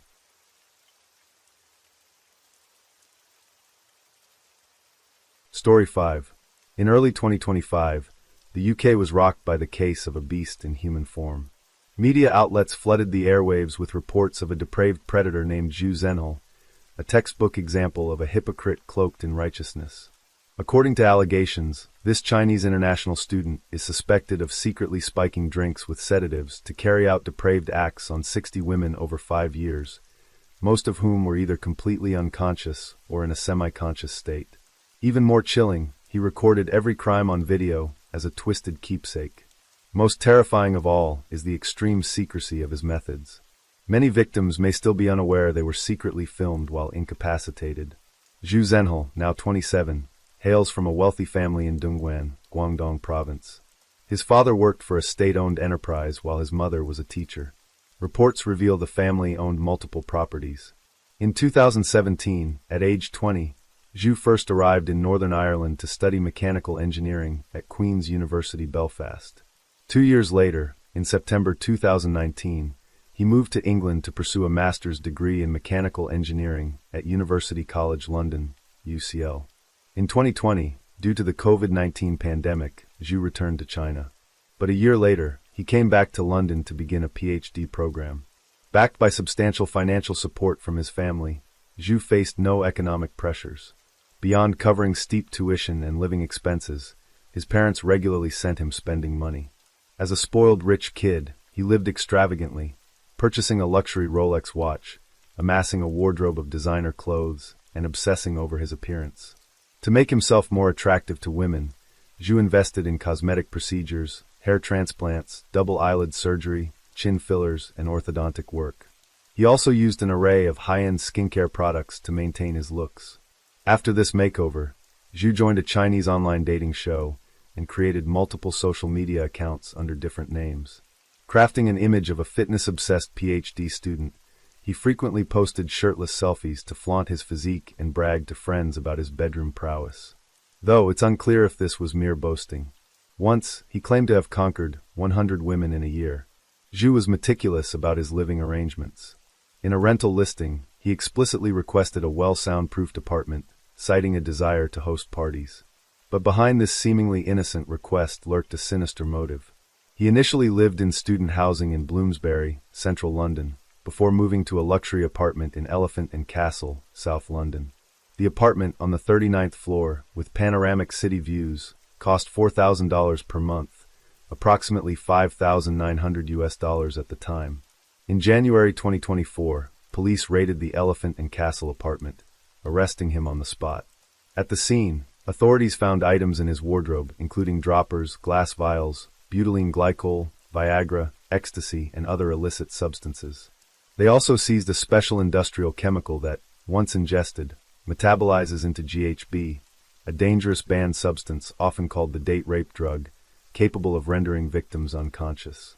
Droppers were used to precisely measure doses of this hazardous liquid.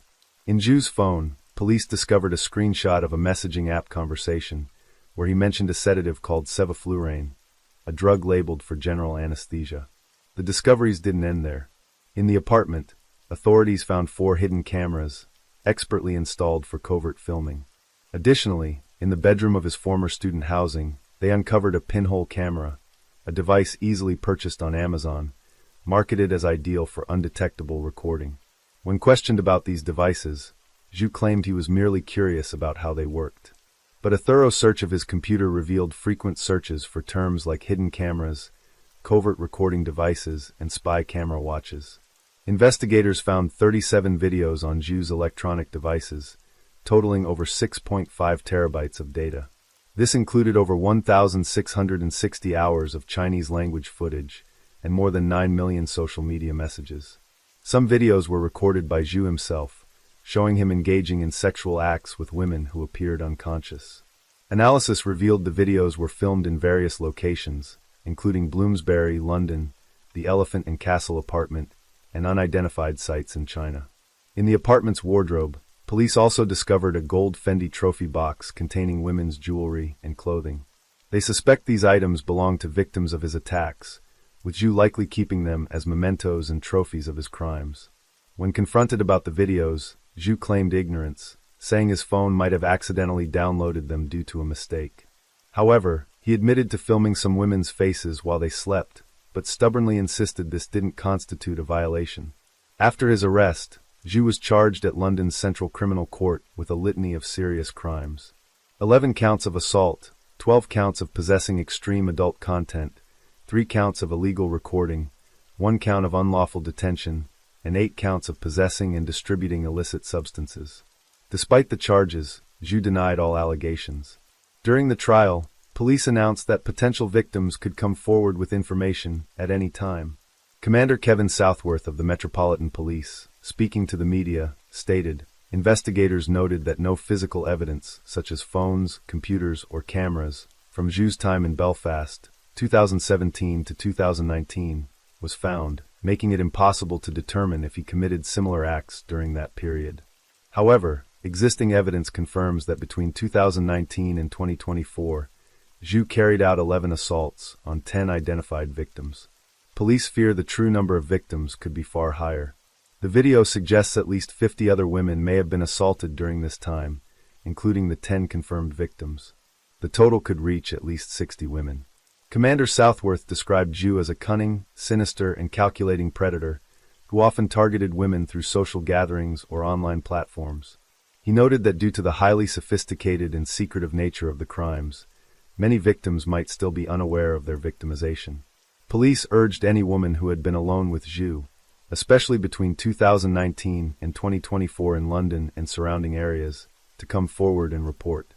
The Metropolitan Police also urged women in the community who had interacted with Zhu Jinhao, particularly those who may have encountered him while he was in China, to come forward and assist with the investigation. Victims could also report information online through a public portal for serious crimes. So what turned Zhu Jinhao into the notorious criminal he is today? How did he plan and execute these horrific crimes? In November 2020, Zhu Jinhao returned to China due to the COVID-19 pandemic. According to the London police investigation, during his time in China, he used an obscure messaging app to download a guide on using sedatives to incapacitate and assault young women. Additionally, on his phone, police found an advertisement featuring a sleeping woman, accompanied by a promise of guaranteed effectiveness for a sedative being sold.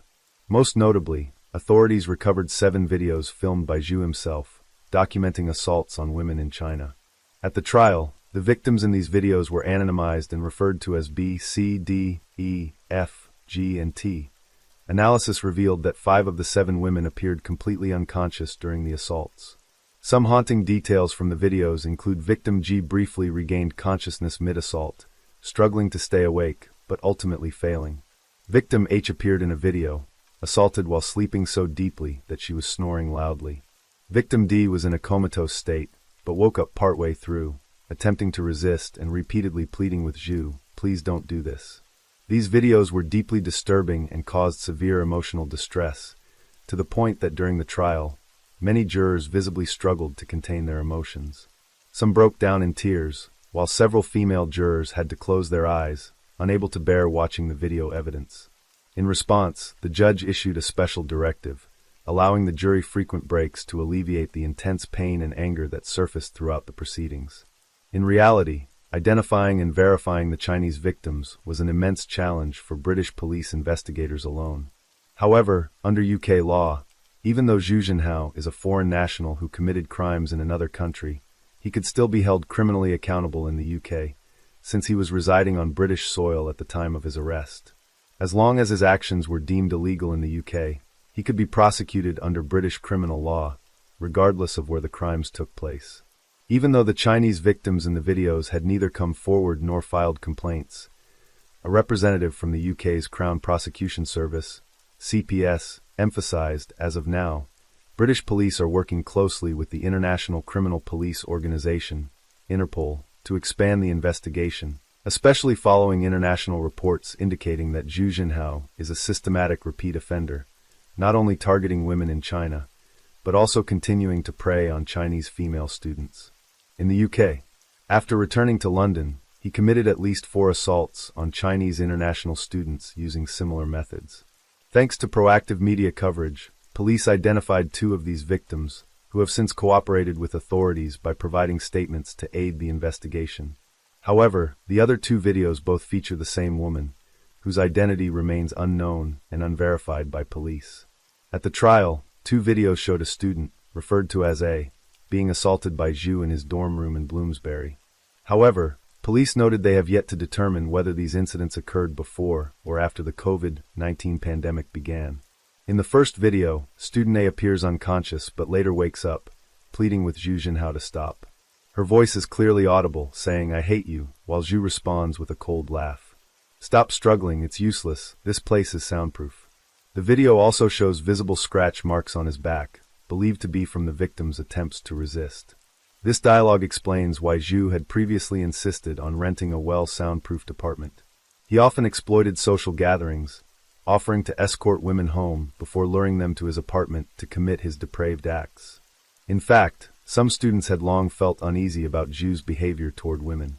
During university social events, he frequently made crude remarks and even pressured female students to drink cocktails he prepared himself.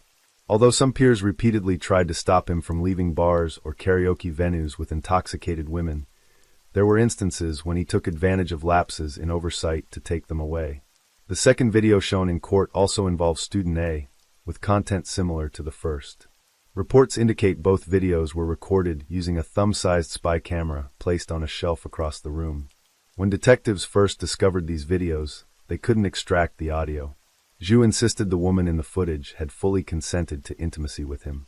However, just before the trial, technicians managed to recover the audio, providing irrefutable evidence that left Zhu with no defense.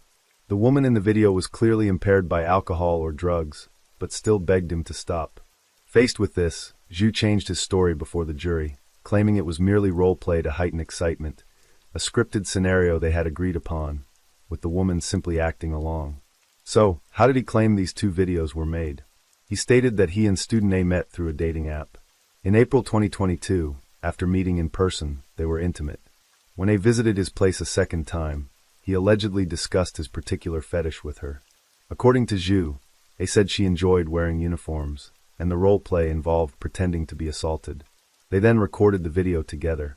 Police immediately challenged this, pointing out that the woman in the video was clearly in a comatose state at first, with her eyes closed.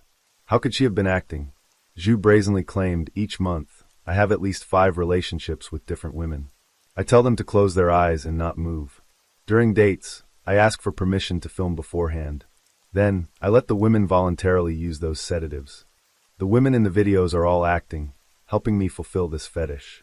In return, they get money and gifts." When prosecutors pressed him on why he was drawn to unconscious women, Zhu said he didn't know. It just felt appealing. Asked how long he had been committing these acts, he replied, "I have nothing to say." Even more outrageous, when prosecutors asked if he enjoyed controlling women, Zhu smirked in court and said, "I'm excellent in every way, better than others. I'm an outstanding person." In response to this absurdity, Commander Kevin Southworth stated that Zhu was clearly a depraved and cowardly predator, who assaulted his victims using the most despicable methods. Though police have yet to locate student A, during the trial, 2 other women bravely testified, providing statements that incriminated Zhu. Nancy, a Chinese international student in the UK, described meeting Zhu Jinhao in May 2023 when she asked him some math-related questions. A few days later, she attended a party at the luxury apartment in Elephant and Castle, where a friend lived 2 floors above. During the party, Nancy drank alcohol. After the party ended, Zhu invited her to his room to continue drinking and play games. Noticing Nancy was heavily intoxicated and unsteady, Zhu offered to let her stay overnight at his apartment, claiming he didn't want her to go home alone. Nancy recalled jokingly saying, in her impaired state, that if he gave her 100,000 yuan, approximately $14,000, she'd stay, but not for intimacy. However, once in his room, she was forced to drink more alcohol and was pulled into the bedroom. Their conversation was recorded by a hidden camera at the head of the bed, activated by motion sensors. The footage and audio from this camera later became critical evidence in the case. In the video, Zhu repeatedly urged Nancy to finish her drink, saying, "Don't waste it." Nancy found his behavior strange and wanted to leave, even lying on the floor crying. But Zhu forcibly stopped her, pulling her shirt from behind and insisting she finish the drink. In desperation, Nancy was coerced into downing a large glass of vodka, after which she remembered little, feeling dizzy, unable to resist, and eventually losing consciousness. The video captured Nancy being assaulted, her screams, cries, and resistance audible. She even sat up on the bed, attempting to flee, but was pushed back down each time. When she left, Nancy was in such a rush that she forgot her purse. The next day, she felt nauseous, couldn't eat or sleep, and suffered severe emotional trauma. On May 21, 2023, she reported the incident to the London police. Officers visited her to discuss the event, but Nancy, unfamiliar with UK laws, hindered by language barriers and limited interpretation services, struggled to explain clearly. As a result, she received no positive response, and no investigators followed up after her report. Feeling confused and hurt, Nancy decided to abandon legal action against Zhu. But unable to endure silently, she messaged him, threatening to expose his vile behavior and informing him she had contacted the police. She also posted on the Chinese social media platform Xiaohongshu, publicly denouncing his actions, including his photo, and warning other women to beware of men like him.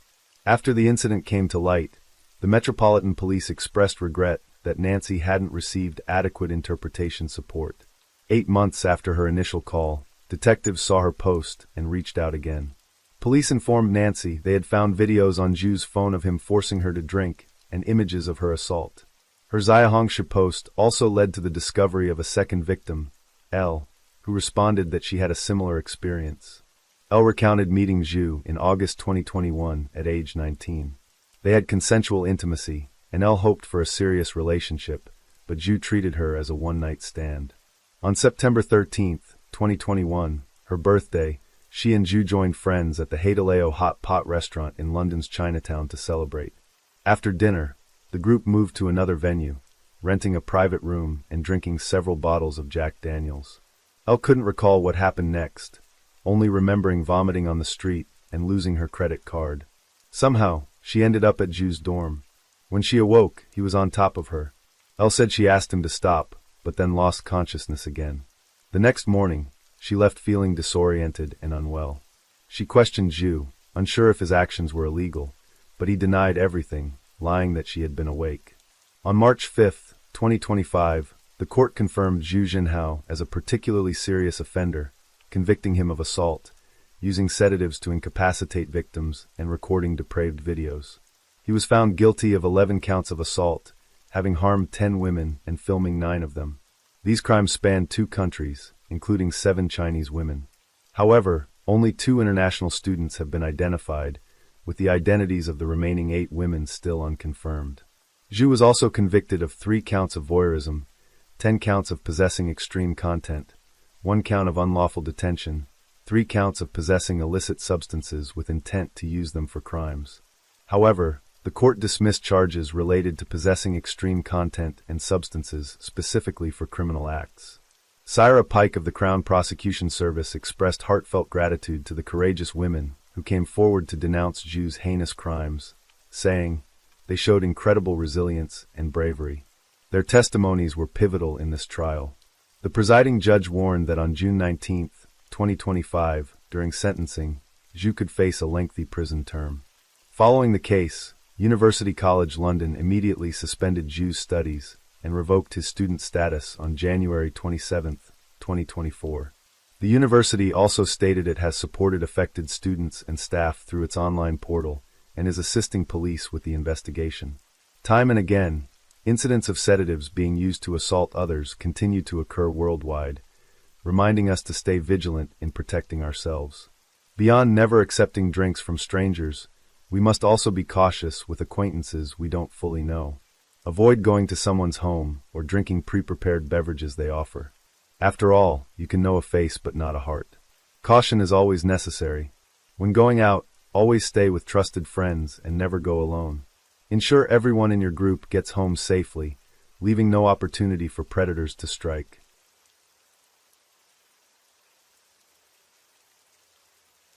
As the rain falls and the night deepens, thank you for being here with me at Radio Night Crime.